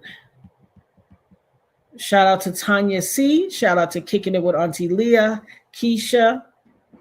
Of course, the dopest mod, Miss Locked Here Don't Care. Always giving love to my sis. I could not do this without her. Shout out to Dana V. Shout out to Tanya C. Michi, Miss International, Kelvina Moore, Zoe Rose. Of course, Nick's Mountain Goat. Hey, baby. Oh, my baby said, I've been dragged to Pettyville and I won the fight. Yes, baby. Tell them about it. Martha Cardiel. Sarah. Oh, thank you, baby. You like my ponytails? Thank you so much. Naj sings. Michelle, joy to the world. The rat, baby. Them rats are huge. And they out there sleeping. You're going to sleep on a New York City street and then sit in a courtroom all day. So when do you even go in the bathroom and take a little bath? Do they even take a little bath? Because, child, I hope they are at least taking a whole bath. Because that's a whole lot of sweat and funk. Oh, Auntie Leah. Shout out to Auntie Leah. She said, at Locked, order place for the dopest producer. Thank you so much, my love. She's going to love that. And you guys, Locked, I guess you must have threw it in the chat, but throw it up there again. The dopest producer is off to college, and she has an Amazon wish list, you guys. So if you should be so inclined, by all means. Honey, she got her car now, baby. She done broke out on me. Yeah, I came downstairs and saw the dishes all washed and the kitchen all straightened up and clean. I said, you must want to go somewhere. She talked about, yeah. I said, well, excuse me, honey. You can't tell somebody nothing after they done graduated. Child. Dana, Martha, I think I said some of these names already. Hey, Just Black. I see the worry eyes. What's the whelp eyes? That's what I call that emoji. Camilla Berkeley. Oh, yes, I agree. I think some of these people are ops as well. I certainly do. I agree. And here's the thing. They all bum rushed in the beginning, tried to friend me up. So this is why I'm pissed. Because the people I'm talking about all bum rushed in and tried to friend me up. I'm talking phone calls and everything, boo. Yes. And then you want to act like you're going to freeze me out? No, ma'am. No, sir. Not today. Tomorrow not looking good. Tomorrow's cloudy with a chance of meatballs. Cook's Crate, what up, my love? Thank you so much. She said, thank you for sharing your time at the Dopest Nerd and Nerd Herd fam. Asheo. Ooh, Martha put the rat in the pizza. Oh, pizza rat, baby. Y'all ever saw that? If you never saw the video of Pizza Rat, please go on YouTube and Google and go on YouTube and Google. Go on YouTube and look up Pizza Rat. You're going to gag. They're sleeping on the streets. Pizza Rat and his cousins and them is out there. I mean, I know it's New York and it's a little expensive, but you know. I think I said Camilla Berkeley. Margie. Thank you, Michelle. I appreciate you for saying that. Michelle said, thank you, Natanya. We appreciate your time and what you have shared today. You're quite welcome. It was sitting on my spirit, and my friend kept saying, you know, something's wrong. As a matter of fact, let me see if she's out here in these streets. Let me see. They hate it. They hate it. They try to stump me. And here's the thing. If you are working against a woman who has been crying aloud and sparing not, is a true survivor of this demon, irrefutably, there's no question. There's no hold bars. There's no discrepancy. Well, did she get shot by Puffy? Yeah.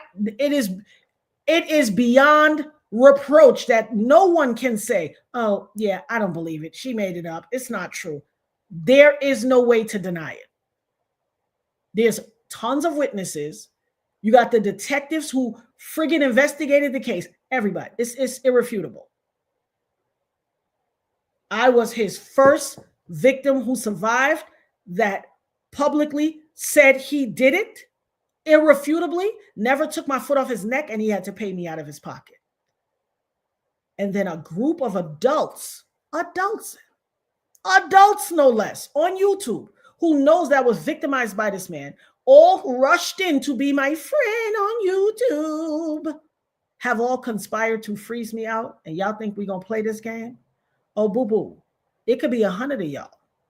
I know it's only about 7 or 8 of y'all, but it could be 100. I'm an army of one. I'm ready for this fight.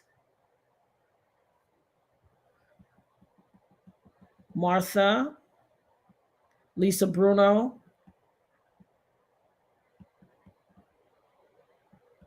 Michi, Joy to the World,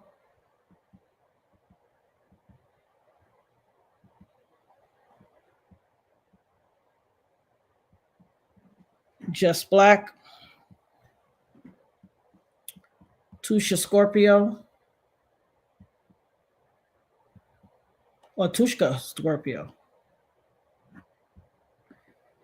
Let me put this up here. She said, I always wondered why we have not heard about you again. I thought you may be a witness. Well, like I said before, and I hope I was never told that I could not say this. I spoke to the U.S. attorneys. They called me multiple times. So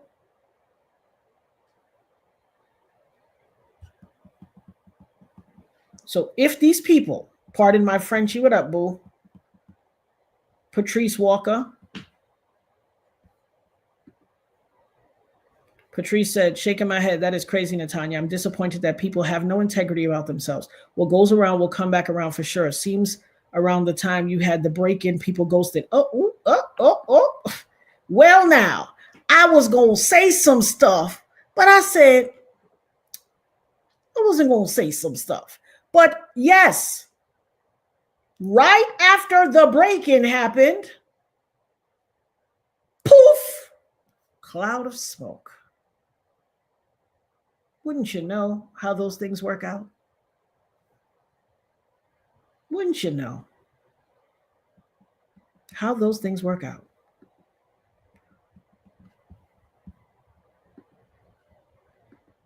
See, you can't hide it when the people can see it too now. When the people can see it too. Joaquin Rivera, thank you so much.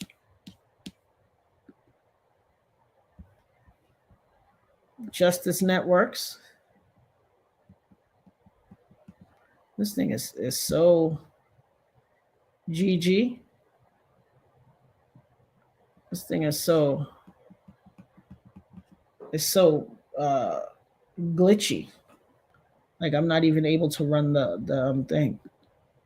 I don't know why. Oh, there we go.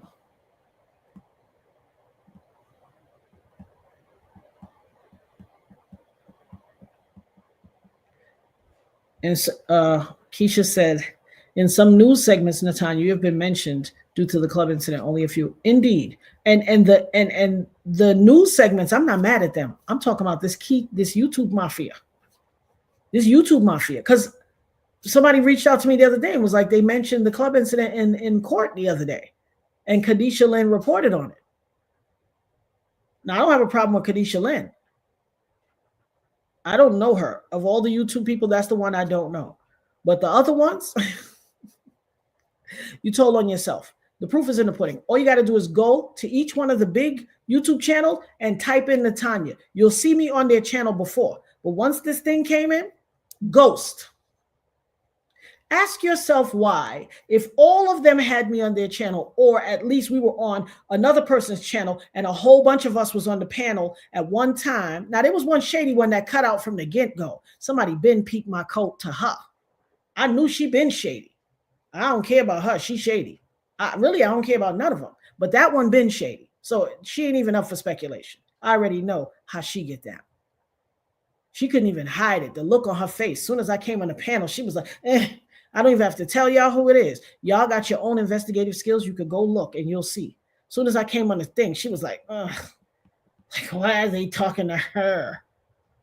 Because he shot me in my face. And all of them ran to be my face. Shout out to Popcorn Planet and Andy. Andy gives me love all the time. And it's Kim. They not even in this YouTube Mafia. I know they real ones. And that's funny because in my heart of hearts, I always knew they were real ones. Always. And they continue to be real ones. Shout out to them. Those of you who are here and not subscribed. And listen, Andy and Kim got way more subscribers than me. But those of you who are here and not subscribed, go to Popcorn Planet and It's Kim and tell them Natanya, the dopest nerd, sent you. And subscribe to their channel. They real ones. See, I don't possess people. This is YouTube. All of you guys, what do I say every day when I come here? You could have been anywhere in the world, but you chose to be here with us. And I appreciate you. Don't I always say that? Because I don't own y'all. I believe in autonomy. I don't own, and yes, Nancy Grace has mentioned me too. Thank you, Shushu. What's the deal, Mama? Nancy Grace mentioned me too. And she does always. And perhaps I'll go on Nancy Grace. As a matter of fact, I'm going to reach out to Nancy Grace. I may go on her show today if she'll have me. But the rest of them, since they want to come and try me, I go and take it to them wicked of lately. Since they want to try to freeze me out, I'm going to be everywhere. You did it to yourself. You didn't have to do it. You did it to yourself. I'm telling you, I know you guys. I know you deep dive guys. I know you investigative journalists on your own. You go do a deep dive. Go to their channels. Anybody's channel that you remember me from. Some of y'all came here from those channels that you seen me on.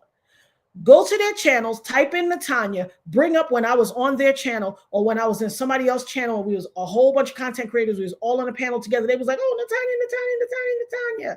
Oh, Natanya, come on my channel. She ain't come to my channel yet. When you coming back to my channel? And then look, once it got a certain time, when I tell you, say, radio silence, it's a blackout. They're trying to black me out of the narrative. You know, I'll come back. Since y'all decided to come look, like they say, don't come for me unless I send for you. Well, uno send for me now. And you crap will smoke your pipe and the dog will eat your food. Figure that one out. Crap, or smoke your pipe and the dog go eat your food. You shouldn't have sent for me. I didn't come for you. You came for me. Since you came for me, I'll come back.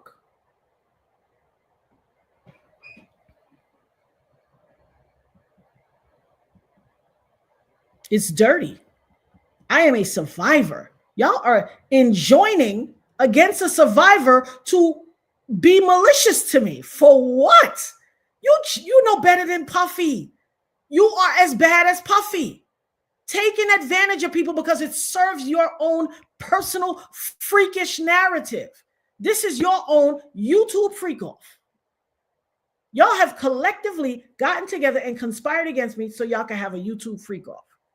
What is this, some sort of journalistic, let's call it a porgy? I don't know if that word violates guidelines, but we're going to call it a porgy. This is your YouTube journalistic porgy? Y'all freaking off against me? Like, come on, y'all look dumb. Y'all look dumb. I am disgusted on behalf of your foolish behavior as adults. I'm a survivor. What threat have I posed to any of you? What have I ever done to any one of you? But yet, you collectively got together and conspired to black me out of a case involving my life. The case in which he was able to mete out all of this evil in the world because he got away with shooting me in the face, and it gave him enough street cred to be able to do this. Y'all decide y'all gonna block me. Okay. Crickets, that's what we doing here? All right, I'm gonna show you better than I could tell you. And it's not about self-aggrandizement. It's about respecting all survivors. Those are the same people that be like, justice for all survivors. Shout out to the survivors. We're doing this for the survivors. You are a bunch of liars. You're a bunch of hypocrites. You're a bunch of phonies. And you're a bunch of co-conspirators, AKA co-conspirators. And I'm about to drag y'all all for filth. Anybody know me knows I always got my trusty dusty notebook. Always. Trust me, I've been taking notes.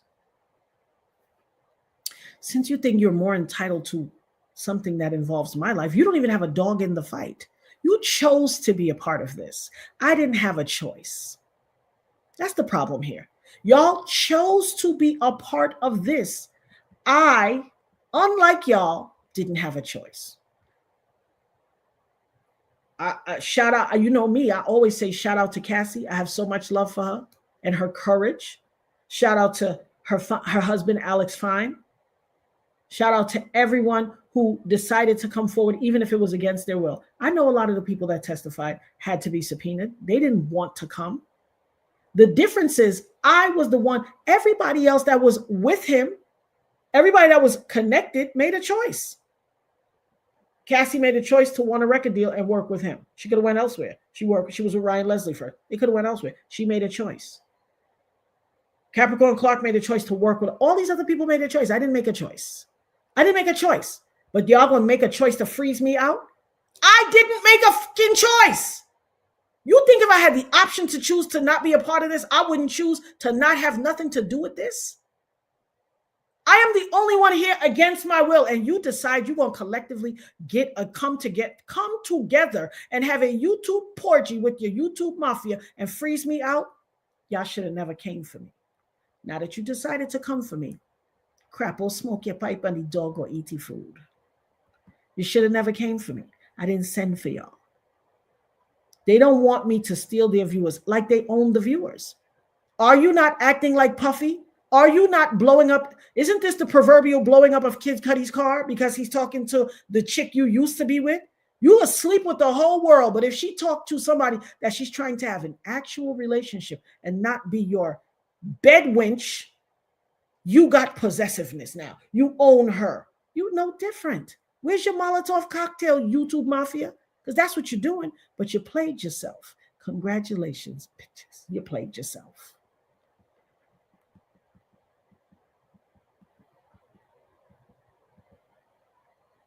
Nick's Mountain Goat, you felt it too? Of course. Because you, listen, I consider you YouTube royalty and you be up in and out, up and all up and through, and you know. I ain't saying nothing that's not true. If I'm saying something that's not true, all somebody got to do is go screenshot it and drop it in the chat. All you got to do is screenshot and drop it in chat. You see how many few names you can say, oh, this one stands up for me and that one stands up for me and this one called my name and that. You see how few? Now ask yourself why. If you could count it on one hand, ask yourself why. All of these very people I'm talking about used to be sweating me like it was going out of style. I could be on their channel 4 or 5 times for the week. Ask yourself why. Really. If I'm making it up, if I'm lying, I'm flying.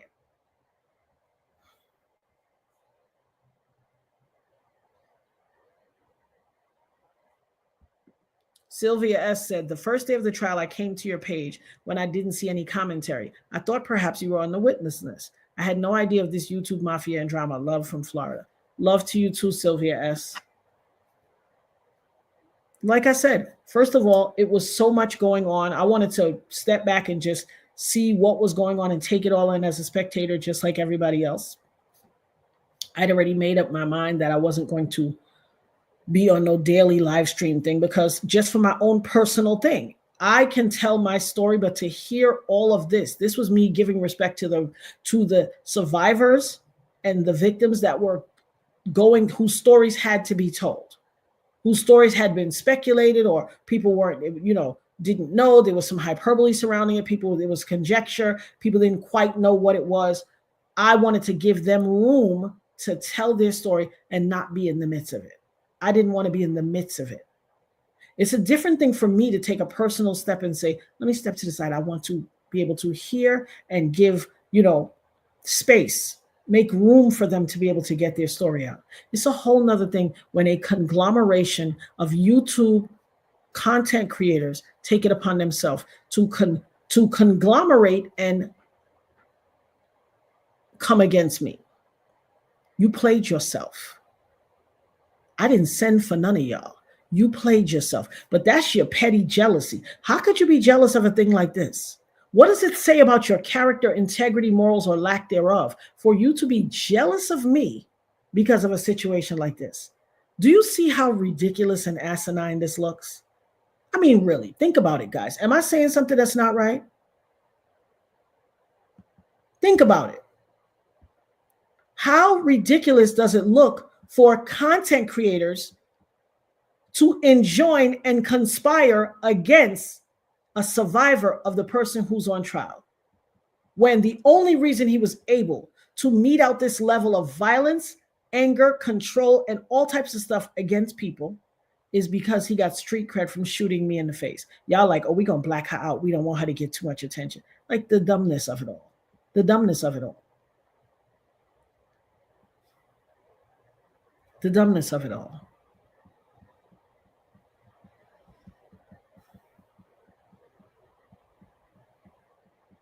A Swiss Ski 60.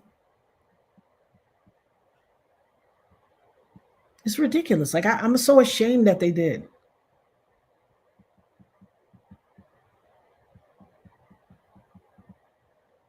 I'm ashamed that this is what grown people do.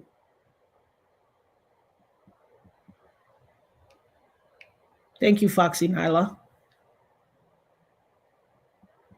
It's just bizarre. Like, I'm not, and listen, this is not about self-aggrandizement. This is not about, oh, me. This is about, because here's the deal. All of these very people that I'm talking about, at one point or the other, when they were all coming to me and sweating, hounding, whatever term you want to use, to have me on their channels, I was like, wow, shout out to them. This is what support looks like. Thank you. I appreciate it.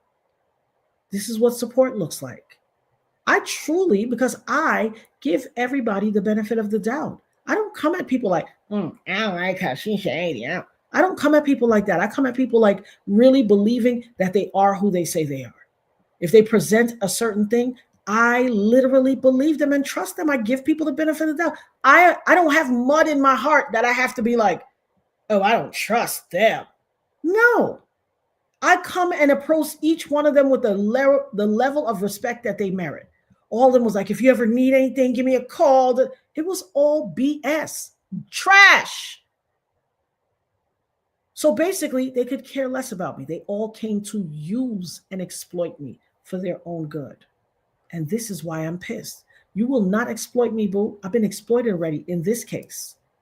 Before there was a social media, I was viral with how Puffy and his, you see all the tactics they using, hiring dope fiends, paying them $20 an hour to wear a free Diddy t-shirt.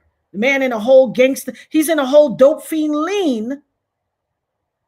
You would think he was Michael Jackson. Annie, are you okay? Annie, I mean, this man is in a dope fiend lean, suspended in midair, free Diddy t-shirt, $20 an hour.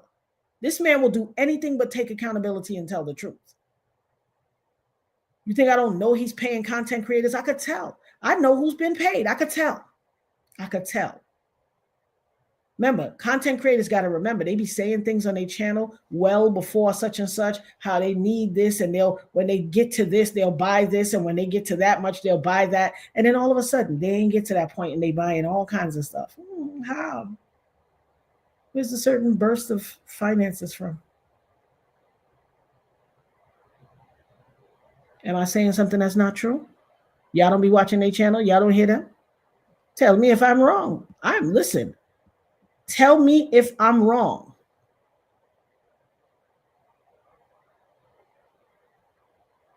Nah. Justice Network, you're wrong here. The school he went to, Shmuel he went to. We all went to schools where something went down and somebody did something. Justice Network says, but can we research back to that school he went to? I'm telling you, this dude was already going to get away. What was that?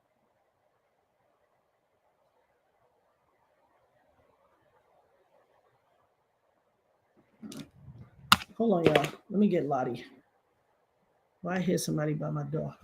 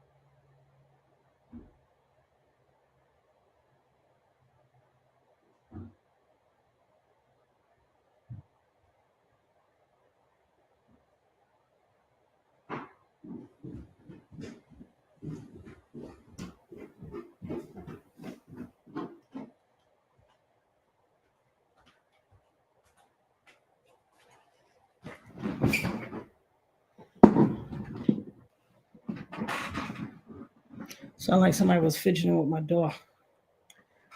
And I usually have Lottie right by my side. Don't worry, she here now.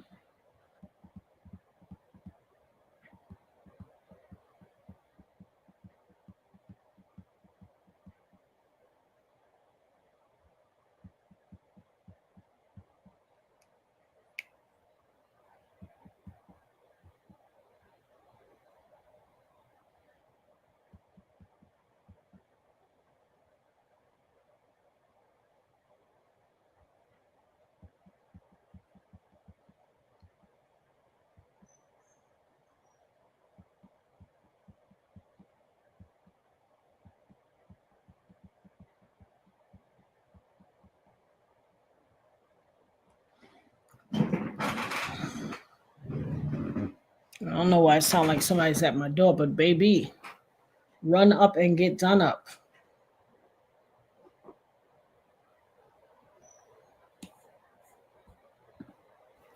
Dana said, you actually offer support to survivors and other content creators. Step over them to collect the bag. Asheo, indeed. Indeed. Because I actually care about people. And to me, I see the bigger picture. This is not just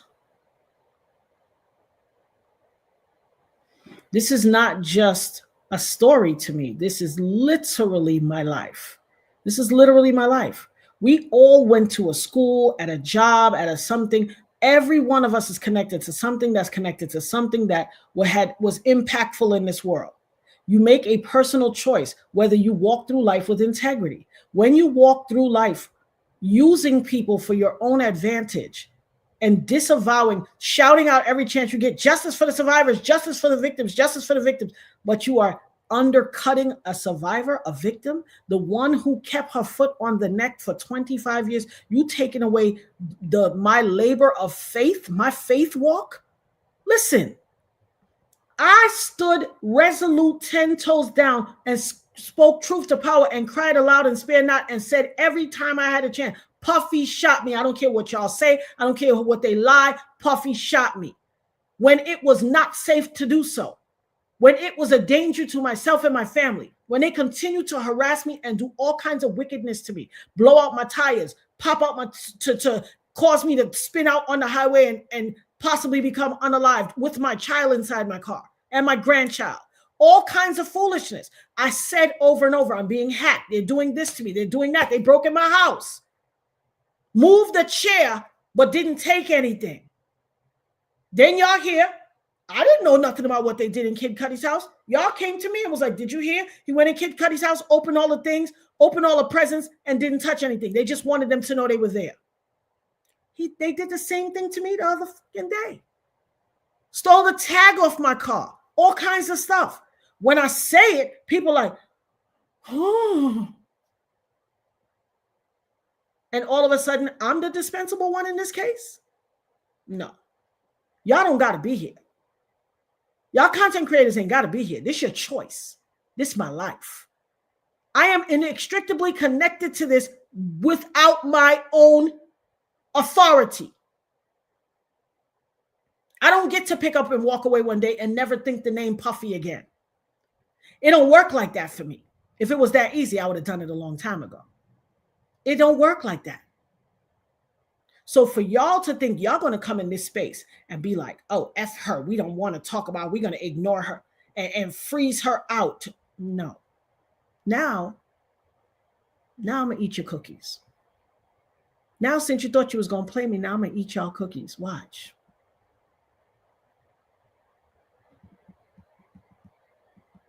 Watch. You did it to yourself. You did it to yourself. I didn't mess with y'all. Y'all did it to yourself.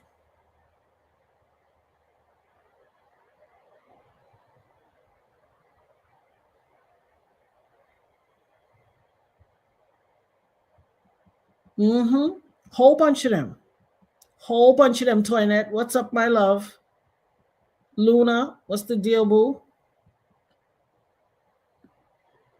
She said, YouTube auntie, you have a whole army behind you. Just say the word. We ride at dawn. Hey, Asheo.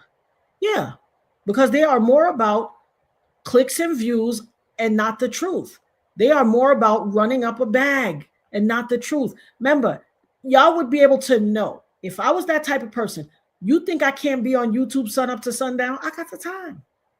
I do not do that. And when I come to YouTube, I come to YouTube like, hey guys, if you know, I am not a doctor. This does not constitute medical advice, but here's what I do. If you are possibly are suffering with elevated blood pressure, you should boil this leaf and boil that leaf. You should take this. I come here with positive things to be a blessing. I'm not competing with nobody. I'm not out here like, oh, watch me, don't watch them. I'm not. They've been here longer. They got numbers, all that stuff. I've been knew I was being blocked on YouTube anyway, because look how long it took for my channel to grow. Look how long it took to my channel to grow. I see the analytics. I see how many people are actually watching me. But y'all won't press that subscribe button for nothing, because the hate is so deep in your spirit. The hate is so deep in your spirit. Y'all won't press that button. And it's really sad. It's a shame. Because what y'all got against me? Why would you not press? And listen, you have the option to not. But my thing is, if you come and spend this time with me, I'll be on for 5 hours. They come and give you a little 28 minutes and done. Say 9 million words in 28 minutes and be out. And y'all over there pressing the button like it's going out of style. But I can't tell nobody what to do. You're grown. It's your choice. You are absolutely and unequivocally free and allowed to do as you choose and as you will. It's one thing for them to make a collective effort to try to shut me down. It's another thing for them to make collective effort to stunt the growth of my channel. But if y'all want to play a game, if it's a numbers game, if it's a how many times I come online game, I got lots of information to share. I will load y'all down with information. I'll be on this internet every time y'all sneeze. Watch how quick I get a silver play button. Just watch. You don't believe me? Just watch. Don't believe me? Just watch. I don't know why y'all coming to mess with me. I don't mess with y'all. Shout out to LA Chic for the super chat. God is with you and you're with him always. Thank you, my love. Asheo. Glory to God for that. Glory to God. To God be the glory for it all. Thank you so much. Make sure you guys tip the dopest mod. You see her Cash App up there is $ Butterfly Blue. That is BUDDAFLYBLUE. The dopest nerd, $THADOPESTNERD. And I thank you guys. You could have been anywhere in the YouTube world, but you came to be here with me. Or you could have been sleeping on that sidewalk in New York with the content creators that's haters. Content creator haters. Shout out to LA Chic for the additional one. God is with you and you're with him always. Thank you, my love. Oh, thank you so much for the love. I appreciate you. Yes, indeed. And thank you for the double reminder, because sometimes you got to hear it so nice, you got to hear it twice. Asheo. Kelvina Moore said, well, I'm glad I found you. I'm glad you found us too. Welcome to the Nerd Herd, my love. Welcome to the Nerd Herd family. We nerds unite. And listen, we are a channel of, we're not better than anybody, but we're a channel of Zoe Rose. Shout out to Zoe Rose. She gifted a membership. Thank you so much, my love. I appreciate it. Whoever was the benefactor of that gift, make sure you shout out Zoe Rose. And thank you so much for your love. You know, let's see, what is this?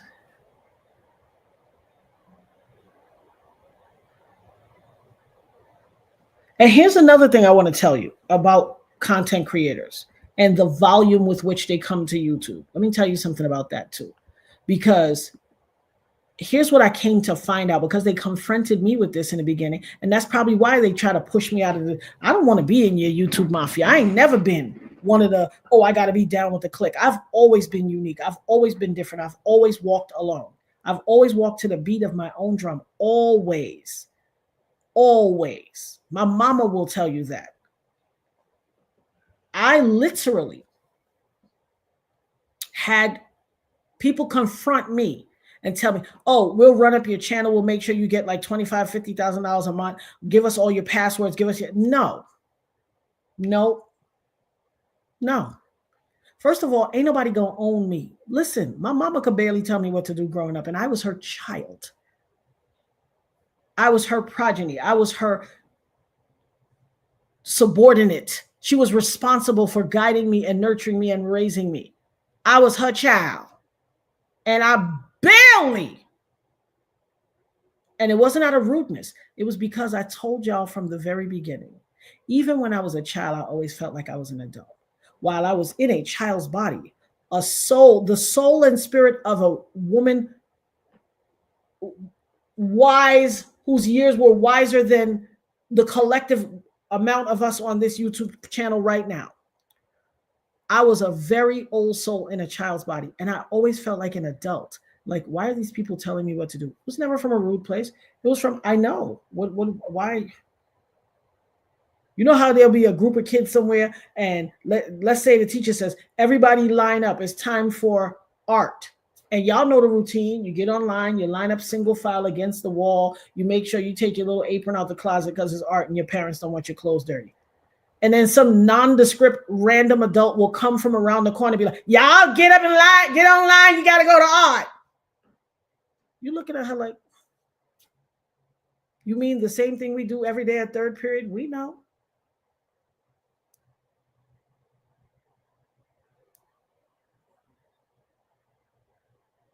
I walk to the beat of my own drum.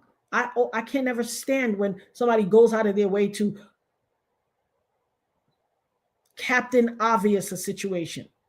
I'm not out here like, oh, me, YouTube, me. Trust me, I could have been on here all day. First of all, that ain't even my spirit. That ain't my spirit. I'm not here chasing, oh, let me be the biggest bag on YouTube. These people, they came offering that to me immediately. Most of these content creators don't own their channel. They may have created the channel. They may have started the channel, but trust me, they got a massa. I keep telling y'all, I'm the spirit of Araminta Ross. You know who Araminta Ross is? Harriet Tubman. That's her real name. Araminta Ross. I'm Nat Turner. I'm Harriet Tubman. I'm Denmark Vesey. I'm Dottie Bookman. And all of the people all through the land who fought and was the head of the resistance of whatever enslavement or whatever encroachment upon the civility and the freedom and autonomy that any human ever endured. The one who was willing to fight, master, that's me. I'm not owned by nobody. My spirit wouldn't be owned in the days of enslavement. I would be give me liberty or give me unaliving, baby. I'll go to the soil. I'll go back to the master. I ain't got no problem with that. You think I'm going to let somebody come own me on YouTube? As soon as they came with that, give me your passwords, give me all this, we'll make you have $25,000. I said, no, thank you. Give us all your stuff. We'll make your thumbnails. No. You can see the owl took that plan. Now they got her out here looking like a mad woman. They making all that. Listen, a lot of these content creators y'all see out here that y'all think they don't own their channel. There's a company that takes over their channel. You got to continue to be the face of it. And they be cracking that whip. Why you think they all on here? Breaking news! Breaking news! Somebody stepped on a cherry tomato at 12 o'clock noon in the hot sun. Breaking news. Lisa Stewart made popcorn on a Thursday. Why you think they all telling 50 million stories? Ask yourself why. Ask yourself.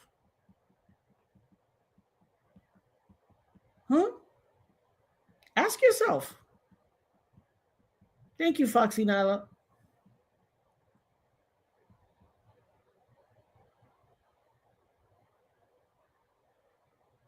Oh, thank you, Camilla Berkeley. She said, I heard about you from a lady from MREC TV. Thank you. I've been on MREC's channel before. I was in a supermarket one day and they was talking about some stuff and I called in. Yeah, I don't even mind. One chance said, I always picked on for wanting to be alone, even online. LOL. And here's the thing. That's called being an introvert. There's nothing wrong with that. I am an ambivert. An ambivert, there's three. People always think there's two, an extrovert or an introvert. No, an ambivert is someone who is extremely comfortable in social settings, but opts to be alone. They feel more at ease and comfortable like that. And they can switch and modulate whenever they choose to. That's me. I'm an ambivert. I can be a social butterfly in social settings. I've never met anyone. I've never met a stranger. I can talk to everyone. I'm comfortable everywhere. I could be in any room, baby. And trust me, by the time when I walk in, everybody knows I'm there. My energy enraptures the room. Half the people are like, who's that? Other people is like, hey, girl. And when I leave, it's like cheers, where everybody knows your name and they always glad you came. That's what I've created here.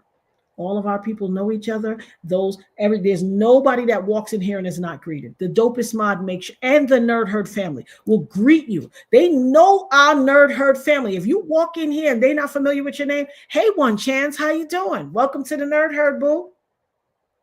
That's what we give here. We give love, not this petty YouTube mafia foolishness where people want to be superior to others and subordinate people. How you going to subordinate me, booby? This is my life. You trying to y'all have come together to conspire to subordinate me in this case? Y'all dumb no bumbo clot, stupid. And I don't even be calling people out their name. You're stupid. This was stupid and poorly thought out. Which one of you geniuses thought this plan out? Or was it a combined effort? Were you co-conspirators on this? AKA co-conspirators? Or did one of you geniuses come up with this?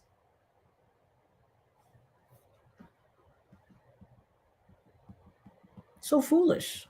And you should not be mocked for that one chance. Because look, I talk to my people. I say, shout out to my people in the nosebleeds. Shout out to my people in the bushes. Shout out to my neurodivergents who don't want to interact with people. They're comfortable in their silence, in their quiet, on their bed, watching from their TVs or on their devices. We got some people at work, security people on their job at night, or people on the night shift, and they on their phone listening and watching. I love you all. When I leave this chat, there has not been one single time. If you don't believe me, go look at every single one of my videos. Every single live and every single, when I end this chat, I leave with, I love you all. Every single time. Put a 7 in the chat if I'm telling the truth. Or put it, if you know that to be a fact. If I say, I love you all at the end of every video, put a 7 in the chat.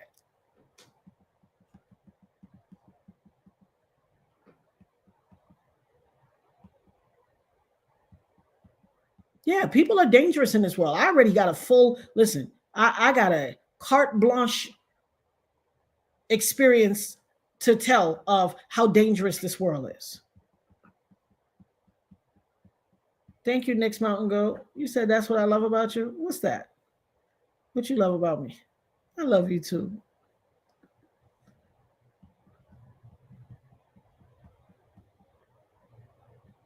And it's a, listen, sometimes solo is the best company, baby.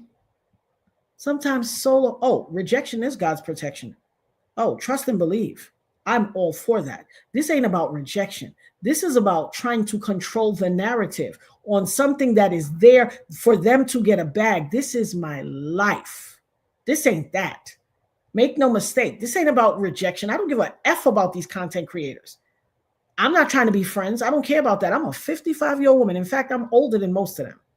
I'm a 55-year-old woman, baby. I made it far in life. I got a testimony that will shut down the defensive line of the entire NFL. You think my business about friend? Me not care about friend. What I'm talking about is something dastardly and even more diabolical. And this is nasty. You coming against me, you're projecting your own greed and narcissistic desire to be the head front man. Y'all so petty and jealous of anybody new that come into the YouTube space. So petty and jealous.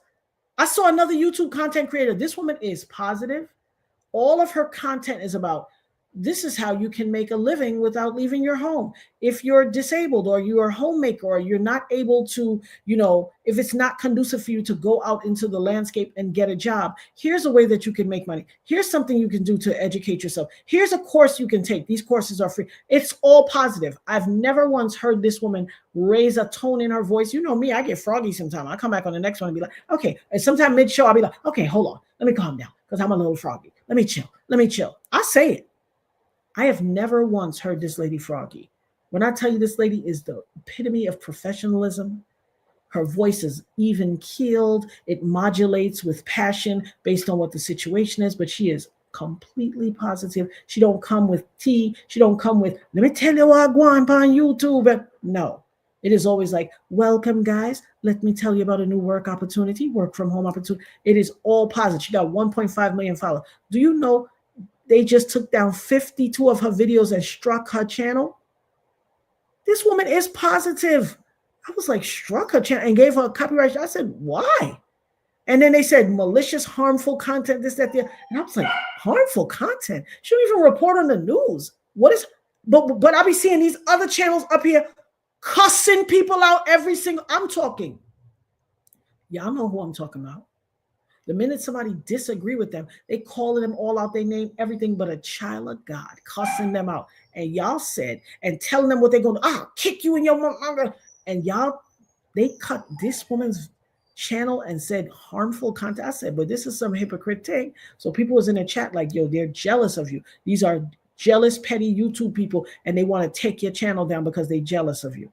And I said, my God.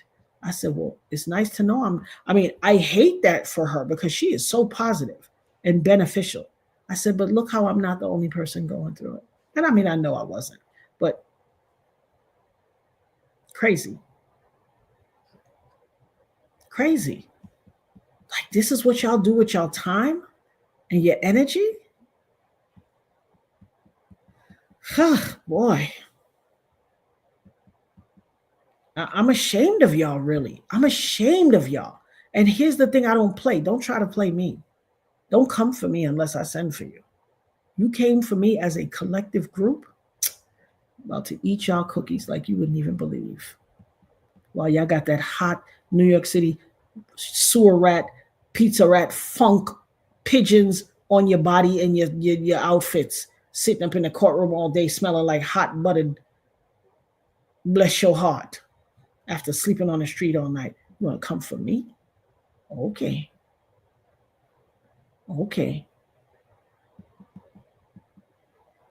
Tell them, baby. That's right, Toinette. Their arms too short to box with God. And we know his voice. That's right, baby. Yes, indeed. Tell them now. Thank you, One Chance. I appreciate you as well. Thank you so much. And I appreciate all of you guys. Thank you so much, Foxy Nile. I see your comment. Thank you, love. I appreciate all of y'all. I never mess with anybody, and people always want to come for me. I never mess with anybody. Shout out to Cook's Crate. She said, I'm an introverted wallflower, just comfy here. Absolutely. And let me tell you, let me give a shout out to Cook's Crate. She always reaches out to me. Always checks on me. And I got your why not you. I appreciate that. It actually, that why not you that you left me, it also came up like later on that night. I was praying and then something came up and it said, why not you? And I was like, ooh, Cook's Crate sent me that today. So shout out to you, my love. Don't, anybody who sends me anything, even if I got a lot going on around here, but never think that I'm not paying attention. I'm always paying attention. And I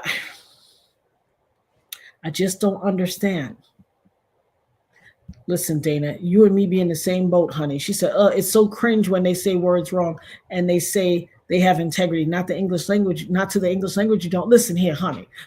Locked. Give Dana a gold star, my love. It's like nails on a chalk down the chalkboard. It drives me insane. I have to get off their channel. And I'm not trying to be listen, I'm a nerd. This is how we exist in the world. This is how we are sticklers for stuff like that. Vocabulary, verb subject agreement, grammar. It's just my thing. It's just my thing. And they be eviscerating the English language. Ain't got no respect for nouns, verbs, adverbs, and adjectives and all. No respect whatsoever. But you out here trying to compete? Hilarious.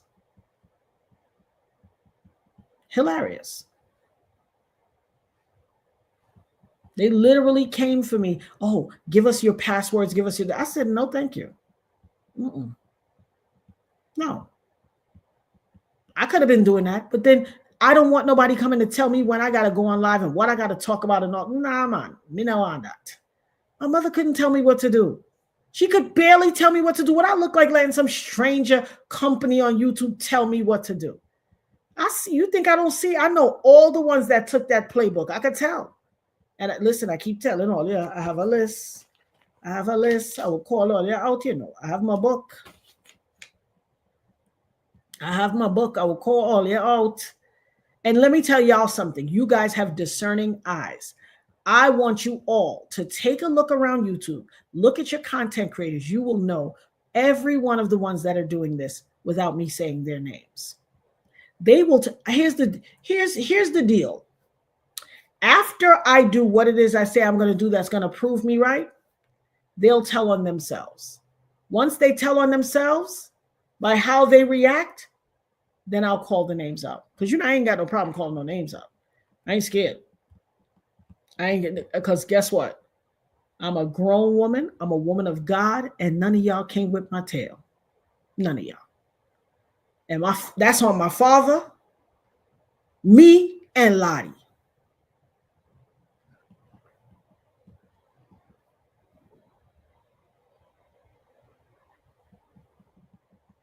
They wanted me to come on and give them my passwords, and they be all up in my thing, making all these inflammatory thumbnails, and I would have to come out here and say the foolishness that they want me to say and be reported. No way. The foolishness of it all. Nobody can speak for me. And I'm going to tell y'all something I've been going through. Lately, when I tell you people is coming out the woodwork, spinning the block on me, like, and let me tell you something. Another thing I can talk about too. There were people who, for one reason or another, I would say, let's just say, let's take a round number. Let's say 5 over the last 5 years that mishandled me. Now, some of these people didn't know I was Natanya Rubin, the woman who was shot. Some of these people are people that just interact with me, around town or through business or something, or they met me it could have been something casual, whatever, and they just know me. They didn't know who I was. They didn't know I was the Natanya Rubin who was shot by Puffy. They just interacted with me. But in those interactions, it started off great. Everything was good. And then let's say somebody that they know, they introduced me to a friend or something, and then, or they might introduce me something and all the people love me. And then one of them gets tight under because people are petty like that. You could know somebody and say, let's say Lucy and Mary are hanging out, and Lucy and Mary are cool.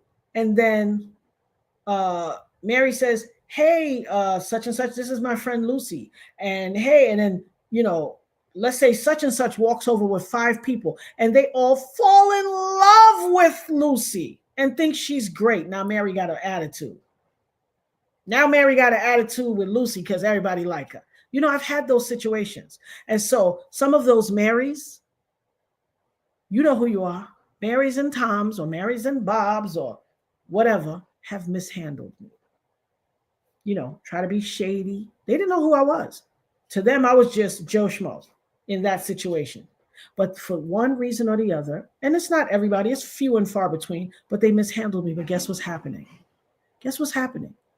Those people that mishandled me are seeing me all over TV and all over YouTube and all this stuff and spinning the block like, oh my God. Hey, boo, what's up? What you up to? You still do hair? What? I'm talking spinning the block. Now they're like, oh, what? I know her. That's who she is. She's, oh wow. Oh, I know her. Breaking they neck, they back, they neck, and they back. Trying to all of a sudden strike up some, hey, how's it going? You ran across my mind the other day. Not even having the integrity to say. Now, a couple of them have, and these are not people that necessarily mishandled me. Could have been anybody that I knew. And they'd be like, they realize it's me, and they're like, oh, wow. Hey, girl, I saw you on YouTube the other day. I didn't know that you're the woman that got shot by Puffy. I just knew you from this or from that or whatever. And wow, you always have been an amazing person. And I'm so proud of you. You always had a strong personality. I always knew there was something about you that was different. I didn't know what it was, but now that I find out it's this, it makes perfect sense. You have enough courage to fight the devil. I'm proud of you, boo. Keep up the good work. Those people I have the utmost respect for. Even the ones that might have mishandled me. That's the proper word, mishandled. Even the ones that might have interacted with me for something and got a little shady and got a little jealous and competitive. Even some of them spun the block and be like, oh, wow, I didn't realize you had got shot in that P. Diddy thing. Wow, girl, you know what? I know we didn't hit it off so well, girl. I just want to apologize, and I'm so proud of you. I can't believe I know somebody that's a superstar, and I'll be like, screech! Do not call me that. I am not a superstar. I am not a celebrity. I'm not a superstar. I don't allow anybody to call me any of those words. I don't like it. It bothers me. I'm not a celebrity. I don't have no thirst to be a celebrity. There was a time where I was in the music industry actively trying to get a record deal and be a singer because I'm a talented woman. God chose for me to not go that route. My mother used to say, perhaps after I got shot and I was so heartbroken because I was a vocalist and I really wanted to be a singer.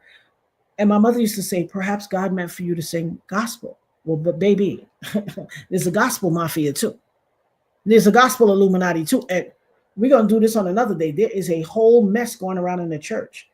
All of the well-known pastors and apostles and prophet and so-called prophet and this, that, knick-knack, paddywhack, give a dog a bone, baby, it's messy right now. When I say messy,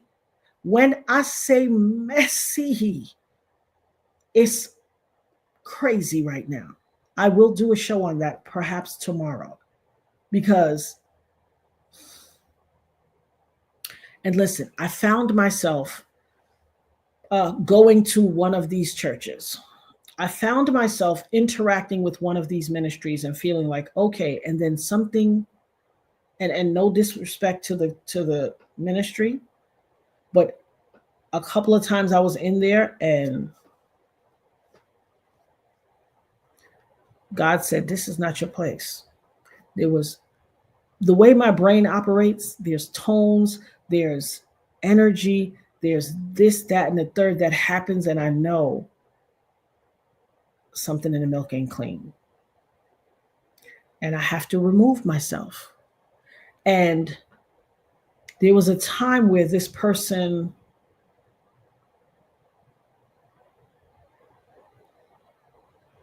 I felt like this person spoke with the voice of God.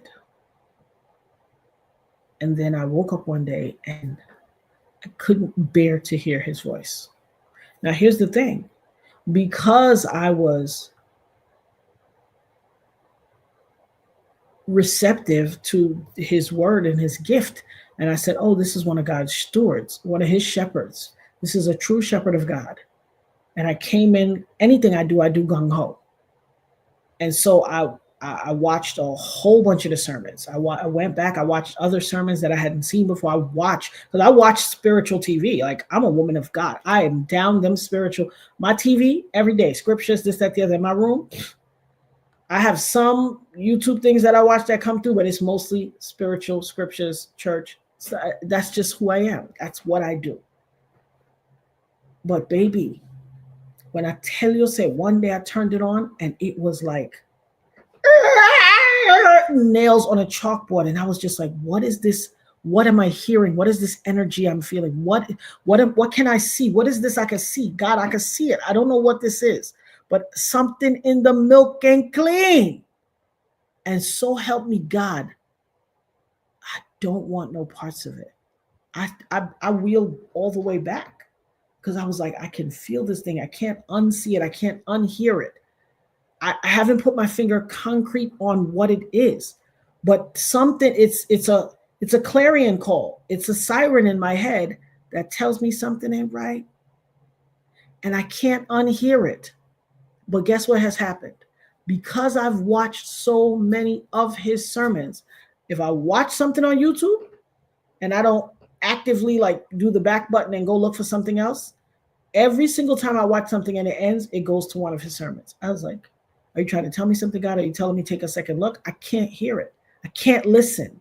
And then with all this mess that's going on in the spiritual world on YouTube, I'm disgusted. I'm disgusted.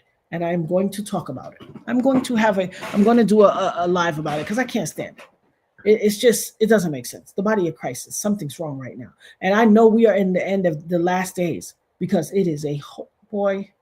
When I tell you behind the fake prophets and all the foolishness and the who got caught cheating on their wife because the side piece that worked in the church finally came out and did a live on YouTube and said, I got to make this video. He's out here saying he's a prophet doing all this stuff, but he's fake because I was in his church and I've been having an affair with him and I was like, what? Now, here's the thing. I was shocked about the affair. Well, I wasn't shocked about the affair. I can't say I was shocked about the affair. What I can say was, I'm not shocked that this person is a false prophet because I can tell. Listen, many are called, but chosen are few. God doesn't qualify the He doesn't call the qualified, he qualifies the called. I have a gift. I did not ask for this gift. I did not ask for this gift. I promise you I didn't ask for it. Father God, I'm not disavowing your gift. I receive it. There's a lot of people in this world, it's called church hurt because there's so much mess in the church. And people's hearts are broken because they think somebody is their shepherd, their man of God, and they want, or woman of God, and they want to follow. But it's so much madness. When you, Mocha said, YouTube auntie, I gotta ask, when you were a hairstylist in BD, did you ever encounter a woman by the name of Agnes? She was a military wife. Agnes.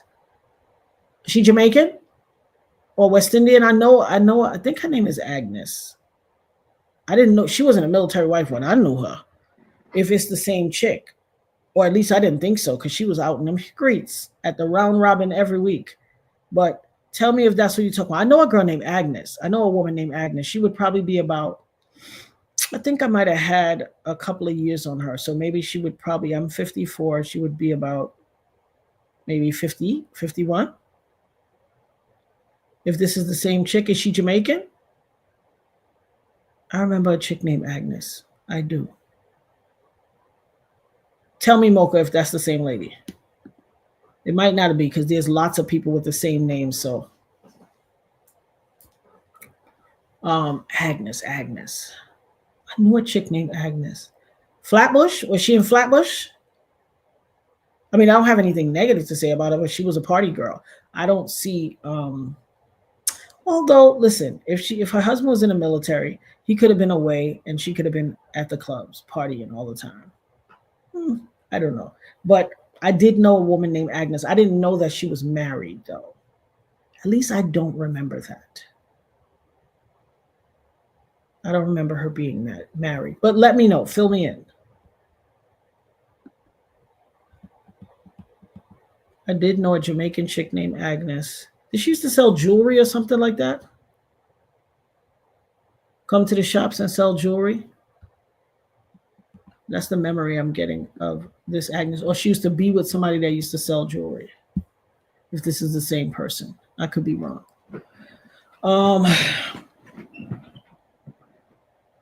That's right, One Chance.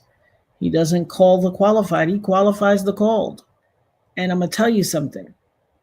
When you have a gift, you can feel, first of all, I can feel energy a mile away. Is it a foolproof? No. I've been fooled because I give people the benefit of the doubt. And here's the thing. I won't necessarily say fooled, but God will give me a red flag and then I will disavow it because I want to believe in that person. I want to give them the benefit of the doubt. So I will be like, nah, what I'm feeling can't be right. They're good. Michelle said, your memory amazes me, Natanya. Thank you. I know listen, everything about me is unique and not an atypical. That's the best way to say it. My grandma is a pastor, and I kid you not, she's the only person I still holding on to God's unchanging hand. Oh, other than me, your grandma and yes. She said, my grandma is a pastor, and I kid you not, she's the only person I know still holding on to God's unchanging hand. That's me. I just believe because I know, because I've had, listen, and that's how we get back to this case. It was the night this man shot me in my face. I had just gotten saved. When we got saved, we were taught, with your tongue, you speak life or death. The tongue speaks out an abundance of the heart.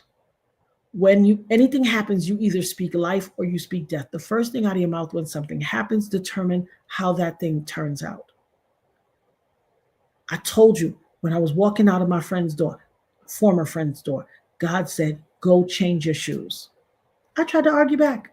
If I change my shoes, I got to change my whole accessories. He was like, Go change your shoes. Like, I ain't asking you. Look, I'm telling you, like a parent would say, look, I ain't asking you. I'm telling you. I had to like, okay, let me go change my shoes. I go change my shoes. Right before it happens, when I see them arguing and they're backing back to the door, I tell my friends, oh my God, watch out. They're getting ready to do something. I never for one second thought that they was going to bust no shots. I thought they were going to probably pull out a gun to scare somebody, but I never thought that they would bust no shots. All I know is that when I said, oh my God, I think they're about to pull a gun, and I looked back and I saw that muzzle flash. And I screamed and said, no! And as I screamed, bow, hit me in my face. And right before they pulled them guns, God said, calm down, you're about to be hit. And I said, no! And poof, like a flaming hot sledgehammer to the face.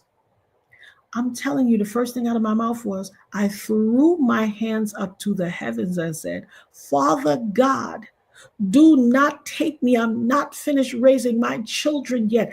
I still have work to do. I have to do your work. Don't take me. You think God couldn't have took any one of us in the snap of my finger right now? If he want to come take me now on this live, he could. Just like he could take any one of y'all or any one of the ones sleeping on the street with Pizza Rat. He could take any one of us at the wink of his eye, at the snap of his finger. We don't have no say in this. But by the fact that I screamed out, God, I'm not finished doing your work yet. I have work to do. He was like, oh, okay now. Okay now. I'm willing to hear. And that still was no guarantee. I felt my body. I told you guys. And for those of you who are new here and have never heard this before, I told you, as soon as that bullet hit me, if you ever saw Star Wars and they say, beam me up, Scotty, and then they start to pixelate and they break apart, that is what my body felt like. I started to pixelate. When everybody started screaming and they ran, I felt the wind from the front door. It was a freezing cold winter morning. I felt the wind rush in, the cold, come in, come to me and pass through me. I was no longer solid. How could I let go of God's hand? God has been my steady constant. When friends and family thought I was cuckoo for mother effing Cocoa Puffs with the things that I was saying, they're doing this to me. They're doing that. People thought I was, you know what the thing about is when you have an empathic and a prophetic gift? It's not that you have to catch up to the world, baby. It's the world have to catch up to you. I said things. God told me things years ago, and they came to pass now. Things that I said to people years ago, some of which thought I was cuckoo. And they had to come back to me and say, oh my God, I can see us now standing in the airport line when you told us this. Going to convention for life insurance. Those of you that don't know, I'm a life insurance agent. And I'm about to do a life insurance training with y'all too, because we need to get that on going and on point in our group, in our community as well.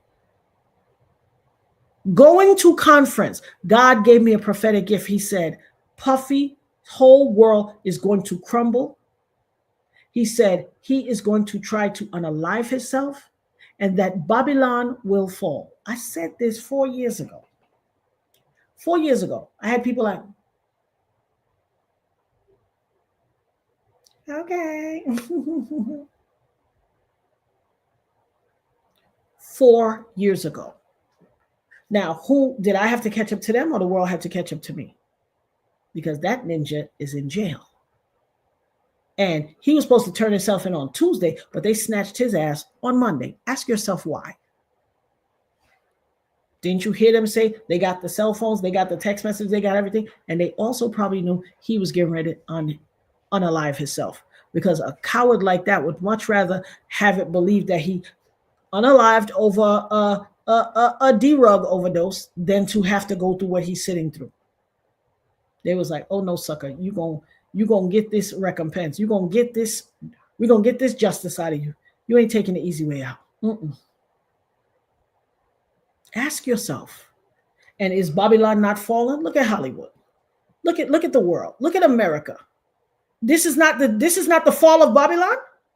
Trump in office, literally cutting. They have cut almost 500,000 federal jobs. Y'all don't think this is the fall of Babylon? Now, who look crazy now? Who look crazy now?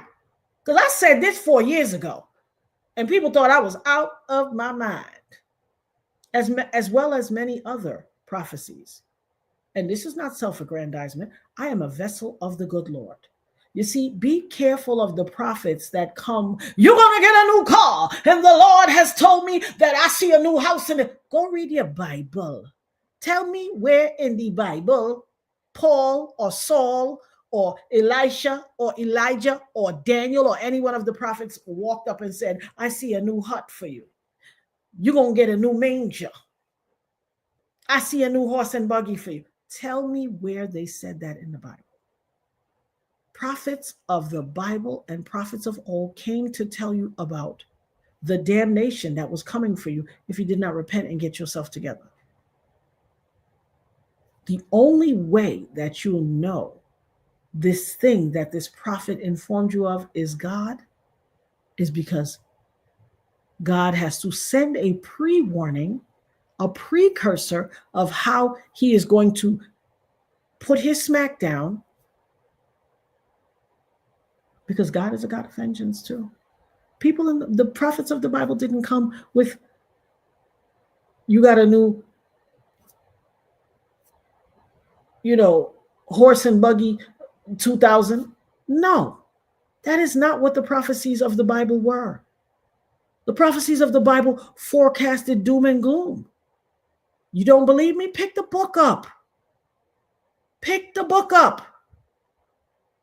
I once told somebody a prophetic thing some God told me, and they was like, oh, Lord, here you come with this negative stuff. Well, you just telling me that you don't know the word and you ain't no kin to God. You see when the Bible, when they say, and the person says, God, I followed all the laws. I followed all your rule. And he said, depart from me, for I don't know your name. Be careful of these people that come to you that want everything to be sunshine and roses, buttercups and lilies. Which Bible are they reading? Which Bible are they reading? Huh? People be out here trying to check you and they don't know the word. I can't tell you how many people be doing that with me.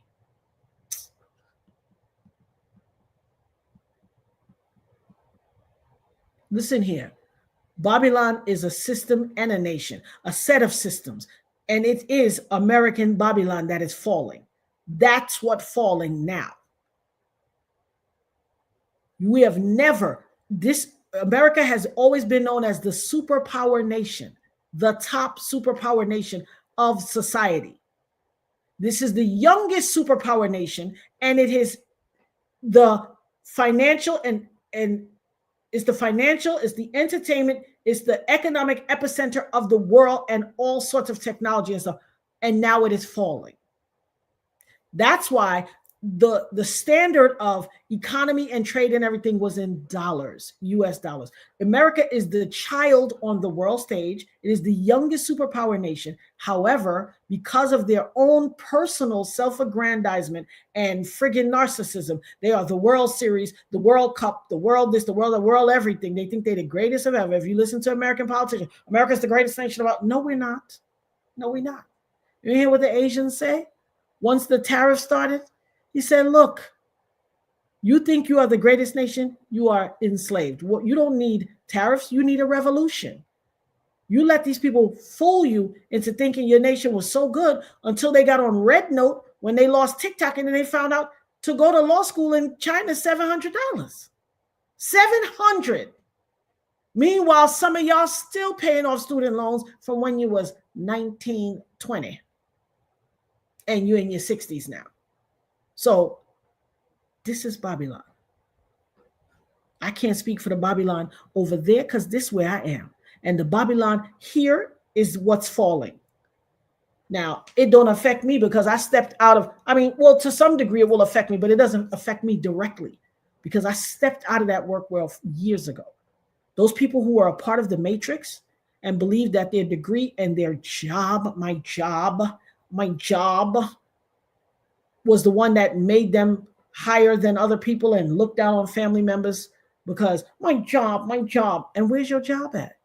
You ain't hear Paul. He said he wanted to make America great again. You know what I saw on the news today? And I don't even watch the news. I saw a press conference about how he's ending Job Corps. Not only did he end Job Corps, he told those people at Job Corps they had to be out by the 3rd of June. They only announced it to them 4 days before and said be out by the 3rd. They had to then evoke an extension, but they got to be out by the 5th. Today the 5th? Tomorrow's the 5th. Many of the people that go to Job Corps go there because they have aged out of foster care and they are homeless. Oh, baby. Yes, Gigi. The Bible says a prophet is accepted everywhere but in their own home, my love. We are hated in our own home. Mm-hmm. You know why? Here's something that I've had to contend with. This is why I am a very happy and comfortable ambivert. When I'm in situations where I want to be, social, I can be social. But I'm very comfortable being in a crowded room and opting to be introvert. I'm very comfortable. I could be in a crowded space and be an introvert, and I'm super happy. Oh, it's all good, Michelle. You want to know why I decided to opt out? Because I can't be controlled. I refuse. I'm a divergent. I can't be in the middle of things. I like to step back and be in the midst of things. I like to observe. I learn so much from observation. A lot of people will never learn from observation because they're too busy in the middle of the cycle running their mouth. If some of these content creators would just step back and lean against a wall out there, they would see what a circus they're in the midst of. There's a channel that's filming everything y'all do. Y'all look crazy. Like what's his name? James Brown said, I don't know karate, but I know crazy. Y'all look crazy. Crazy out there. Crazy. You don't even know you're being watched. Listen to me. I love watching those who don't know they're being watched. These people are eviscerating Job Corps, a program that helped so many people who, through no fault of their own, who ended up in foster care, or maybe they didn't even end up in foster care. They just dropped out of high school, or some situations presented themselves that prevented them from going to high school actively and getting, and this was another alternative. They were not ready to step into adulthood fully, but this is a place where they could go and have safety and have a home and get an education and get some training, because every college is not for everybody. I know people with degrees that drive Uber. Okay? And they happy as a bug in a rug. I know people with a degree in knick-knack, paddywhack, give a dog a bone, and they work at McDonald's. I also know people with degrees and they went to school and they was in the this and the that and the school woo and doing all this stuff, and they came home with a degree and they was like, well, what am I gonna do? I go be a teacher. Up there in the schoolhouse driving people children crazy. Oh, these ain't the old Miss Fisher, the old teacher who was now Miss Maybell. Oh no, these ain't those teachers, boo. These the teachers that's messy. As my daughter said, all the adults with braces that's teachers, they messy as hell. That's those teachers. That's all in the kids' relationships. And oh, I seen your boo talking to such and such. Foolishness. It's like you come home with a degree, you don't know what else to do, you go work at the school. Jeez Louise, driving people, children crazy, because this is not the teachers of old. These are not the teachers who loved what they did. These are the teachers that's going to argue down and cuss you out and be like, look, I got my degree. I got my job. I get my paycheck. I got my degree. You got to go get yours. The messy, the ones that doing all this, and your kid come home and be like, my teacher don't like me. Like, what adult go not like a child for? You better go in there and get your education. And you don't know that adult is messy neurotic and hates your child. While you refuse to listen to your child because you've been taught adults don't hate kids. What would they do that for? No, these heifers hate your kids and be gaslighting your kids and railroading your kids and doing all kind of wickedness. College ain't for everybody. But then, for those who could not successfully complete their studies in mainstream education, they had Job Corps, which was a massive benefit to them. And when you think of Job Corps, you think of kids who aged out of the foster care system, kids who, didn't get along with their parents, they were runaways, whatever, they just went off to Job Corps and they got themselves together and they got a job. Well, guess what? You don't think of Job Corps as federal employees, do you? But they are federal employees. And now he wants to make America so great that over 250,000 federal employees will now be unemployed come June 30th. That were federal employees that worked with. One lady that was at the press conference today, she said, I opened this branch of Job Corps in 1969. She said she was the first Black woman who was the head of a Job Corps, because white people used to go to Job Corps. She also said she created the, I think it's called like Needy Mothers program in Job Corps for all of the young ladies who were single moms and needed to go to Job Corps, but they couldn't go to Job Corps because they had a kid. She opened a program for Job Corps, first of its kind, to accept single mothers so that they could come complete their Job Corps and their kids live on campus with them, and created a whole child care division so that these young women could complete their stuff. And some of these women are now went on, got college educations afterwards and got it together and own homes and are businesswomen and productive members of society. And now all these federal employees in his Make America Great Again. But like I tell people, may you get may you get the life that you deserve. There's a whole lot of y'all was out there like, oh, Trump is good. He's a businessman. I'm from New York, boo. Trump ain't no businessman. Trump is a shyster. Trump is like a shady car salesman. I told y'all that, but y'all didn't want to listen. Remember how many people was froggy up in my thing when I did the Trump playlist? Them people tried to strike my channel too. They gave me a little bit, not a copyright strike, but a violation. They tried to come for me on that Trump video. But guess what? Go back and watch the Trump playlist when you got time. I was 100% right about it all. I'm not tooting my own horn. I'm not about self-aggrandizement. Please, if anything I've said has come across as self-aggrandizement, forgive me. That's not what this is. This is, I know who I am and whose I am. I know I'm a vessel of the Most High God. This ain't about me. This is about my Father. I'm about my Father's business. Go back and watch that Trump playlist and tell me where I was wrong at all.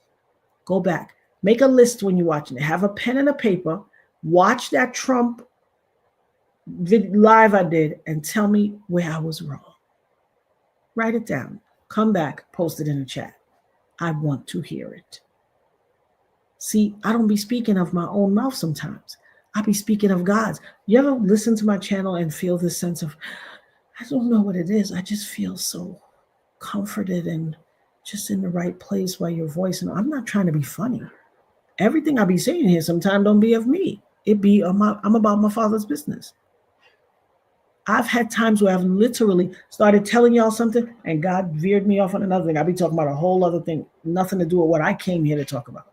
Right or wrong. Y'all have seen it. Y'all experienced it. Y'all have experienced it. I'm not out here trying to self-aggrandize. I'm out here telling it like a TI is.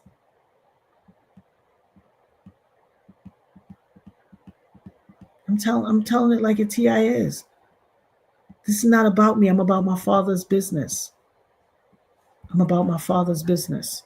And trust me, before I came to y'all with this whole thing, I went to God. Before I came to y'all with this whole YouTube Mafia, I went to God. That's the only reason I'm saying it now. And Locked has given me the disclaimer again, so let me put it up here. The views expressed on the Dopest Nerd channel are based on opinion and belief and protected by the First Amendment right as stated in the United States Constitution.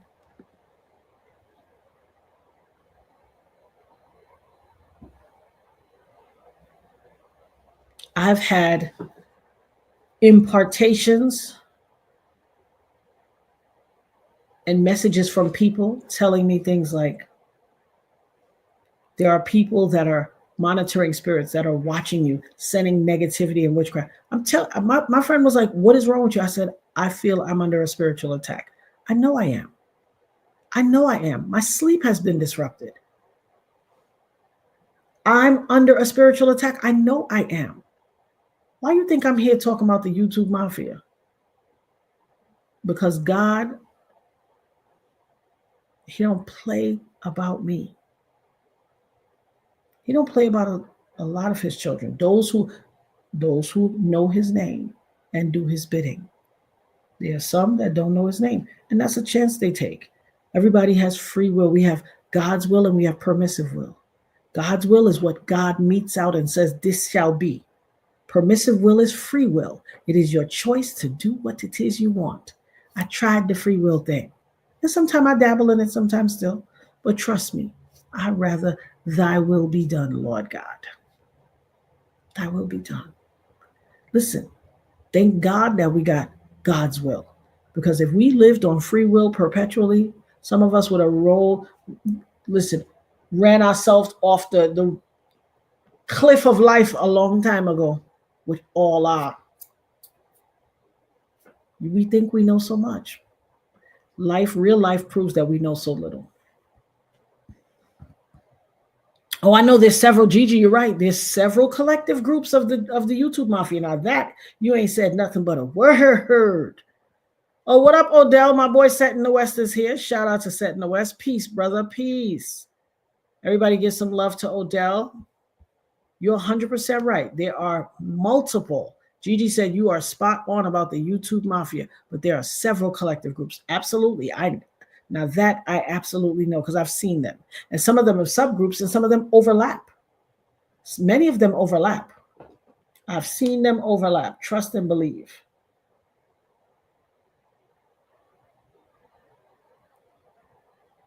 Some of them can't hide themselves. When I first came to YouTube, I'll never forget.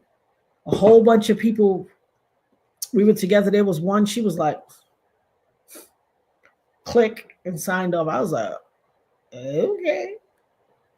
You know, everybody ain't got to be my friend. I always tell y'all, this is not a love fest.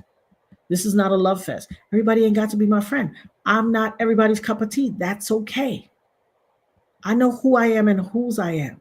I'm not everybody's cup of tea. And I don't need to be. There's nothing in me that makes me have to be everybody's cup of tea.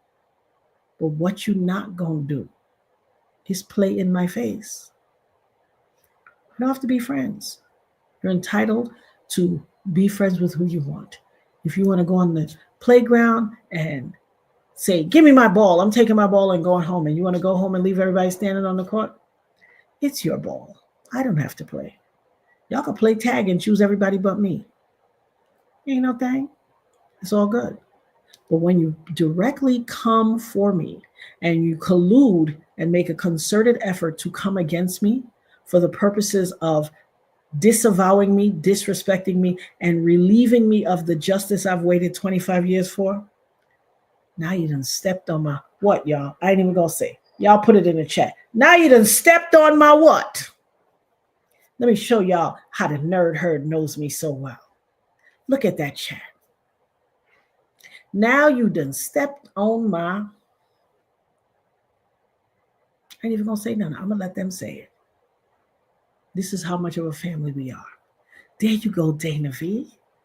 There you go, Dana V. There you go, Cook's Crate. There you go, Calvina Moore. Tell them. Tell them. Now you done stepped on my cones, on my pinky toe. Yes, honey. That pinky toe with the cone. Yes, Lisa Bruno. Tell them. I ain't got to tell them. Yes, Locked. I ain't got to tell them. Listen, this is my family. Y'all can't hurt me. I walk with a massive. And Najasha or E Najasha Samuel. Yes, you walked in at the right time, baby, on that pinky toe. I don't even have to tell them. They know me. We know each other. This is my family. I didn't bother not a one of y'all. But you decided to be co-conspirators, as somebody on YouTube always says, instead of being co-conspirators. Yes, Margie, tell them. Co-conspirators against me while you out there screaming justice for the victims. Baby, what am I? What am I? I mean, I'm a survivor too, but I am the victim of victims. I'm the survivor of survivors. How dare you think you're going to come and push me to the corner? It's like Dirty Dancing. Nobody puts baby in the corner. Nobody puts Natanya in the corner. Now tell them, Toinette, now I have to soak my toe in lima call. Tell them, Jal. Now I have to go and soak up my toe in lima call, and my daughter already go in the bathroom and finish up the lima call. She came to me and said, Mommy, how my face look? I was like, oh, it looks great. I said, what you did? She was like, I just put lima call. I go in the bathroom, the lima call done. Bottle finish. She said, I need a new one. That bottle should have lasted so long. My girl does be lima calling down her face. I have nothing to put on my toe now. I have nothing to put on my toe. They came for me. I did not come for them. But since they came, have a seat. Oh, yes, honey. When they pay, yes, Keisha. What I always tell y'all. I was about to sign off, but baby, Keisha always brings it close. Come on, Keisha, ring that bell. Ding, ding, ding, ding, ding, ding, ding, ding. When they pay, it's going to be great. Ring that bell, boo. I tell you what, come on, y'all, chat what I say. It ain't no what if you ain't got a Keisha in the house. It ain't no what. That's the last one I'm going to tell you. It ain't what if you ain't got a Keisha in the house. Like Keisha said, when they pay, it's going to be great. You brought this on yourselves. It ain't, tell them, Dana V, it ain't no party. You can't have no party without a Keisha in the house. It ain't no party. If you don't got a Keisha on site, you don't got no party. Might as well pack up your stuff and go home. Y'all did this to yourself. Come on, Keisha. Hey, party. Come on, Lisa Bruno. Hey, Michelle blowing the horns. Beep, beep. Toinette said, yes, rub some soft candle. Yes, yeah. Baby, it ain't no party without a Keisha. When y'all pay, it's going to be by your own hand. You're going to get what your hand called for this stupid thing that y'all came up with. You're going to get what your hand called for. But I'm here to cry aloud and spare not. I've said it since I came on YouTube. Cry aloud and spare not. That's what my father asked me to do. And I'm about my father's business.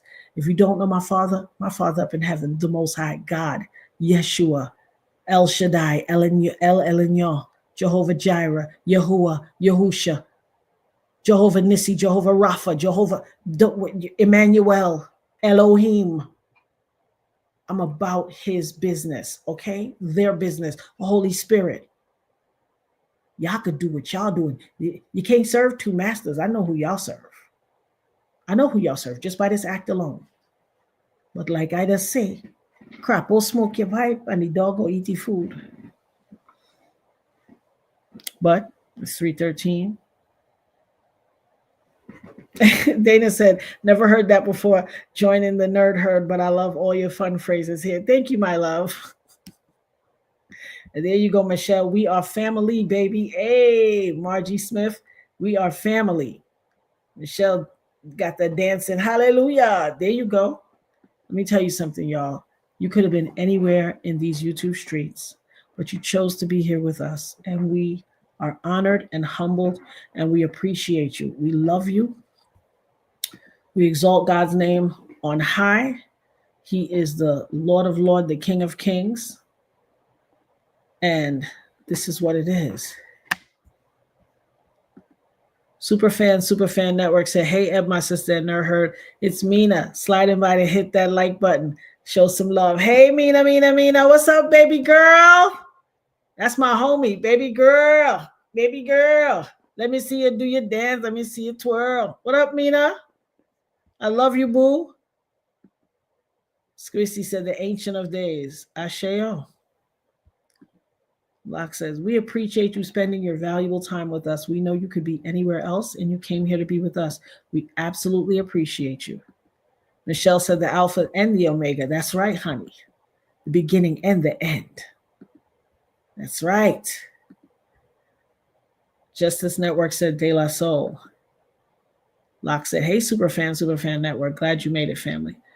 Guys, I'm going to wrap it up. You know the dopest dog wants to go outside. I love you too, boo. The dopest dog wants to go outside, and I'm not going to get anything to eat. It's kind of late. I don't need to eat anything. But I will make myself a cup of tea because I am a good, old, respectable Caribbean woman. I'm a West Indian woman, and you know we have to have our tea. I had some tea earlier today. I made a good, listen, I have tea bags, unbleached, empty tea bags. I have loose teas of all kinds, and I made up one serious potion of a tea bag today. It was fantastic. It was phenomenal. And I put the cup in the fridge so I could save the tea bag, and I'm going to boil it again because it was huge. And I just put a whole lot of stuff in it, dandelion, tulsi, ashwagandha, all types of stuff in it. I have all types of things in it. I put senna pod, I put clove, I put sorrel, I put beets, I put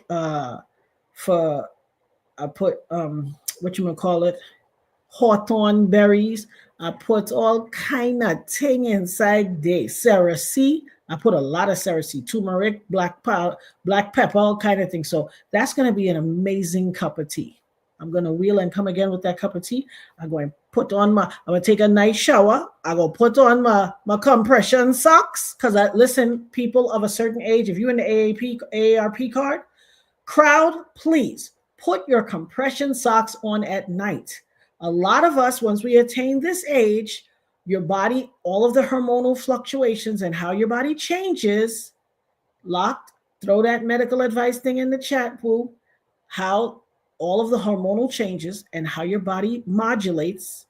Sometimes we are consuming liquids and they are not truly bioavailable to our body and our cells, and they are not being absorbed at the right absorption rate. And so we are retaining unnecessary water. Sometimes you got a little stress, you didn't raise your family, this, that, maybe your blood pressure a little elevated.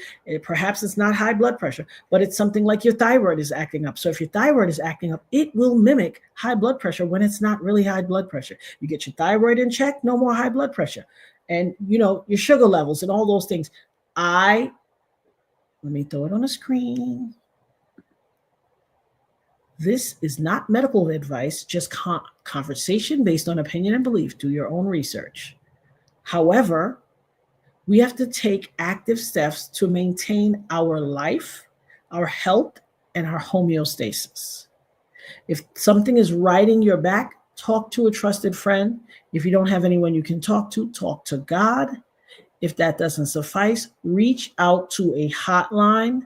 And if that doesn't work, write it down. Write yourself a letter and then read the letter out loud to yourself in the confines of a quiet place. I don't care if you got to take the letter in the shower and read it to yourself in the shower and then rip it into a million little pieces and ball it into a ball and throw it away. Or light it on fire and burn it up and have your privacy, but get it off your chest. Dis-ease in your spirit, soul, mind, body, heart creates disease in your body. Whatever is riding your brain and your chest and your thing and you not getting it off your shoulders, it will create disease in your body. That is why I came here today. After I talked to God and consulted with God and consulted with Locke and consulted with my friend Sam, I came here and consulted with the nerd because y'all my family. Y'all my people. I needed to get this out of my spirit. And it was sitting in my spirit causing me disharmony. And I needed to get it out. And so,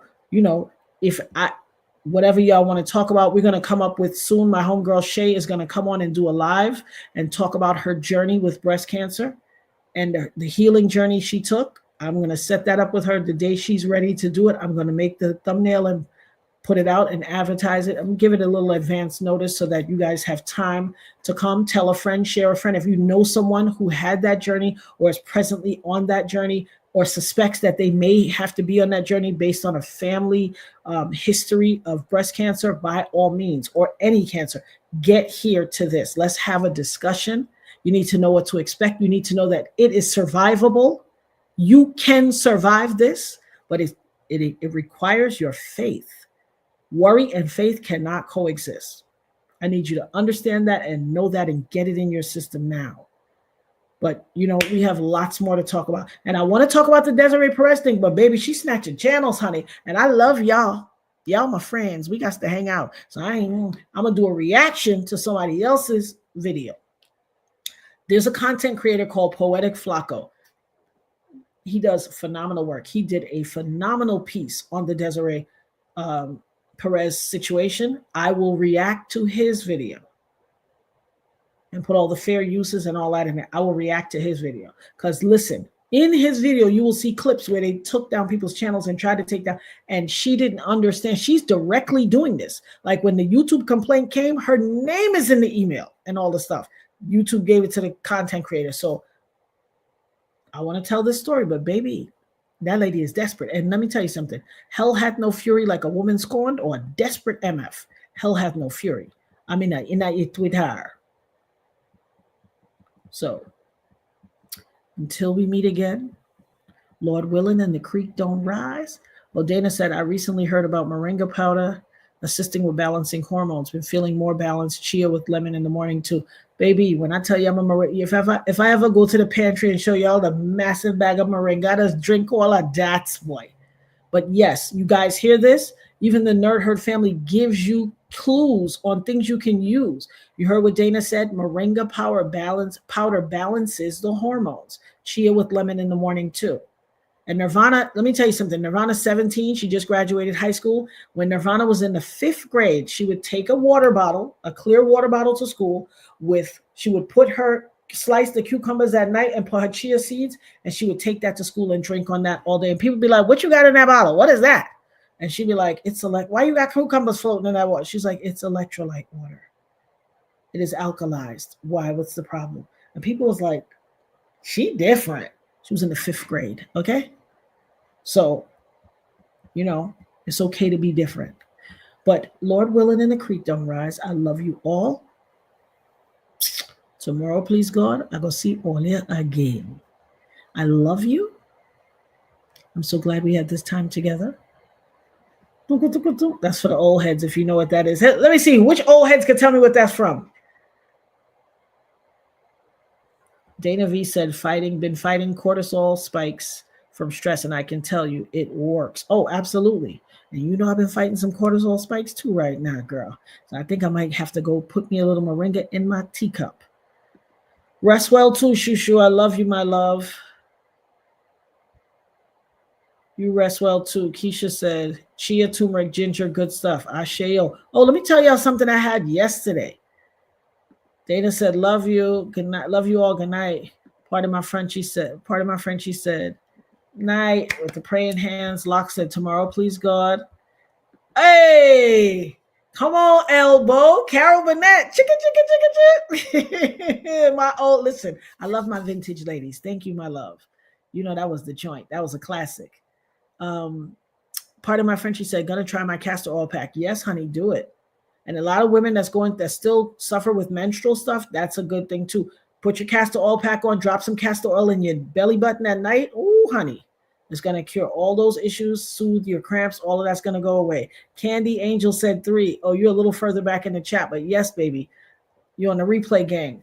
I'm about to sign off. Lisa Cluis said, night, night, my love. Locke said, see you next time, Nerd Herd family. Listen, guys, on behalf of myself, Locked Here, Don't Care, and the entire Nerd Herd family, we love you. Tomorrow, please God, we'll see y'all again. Sleep well.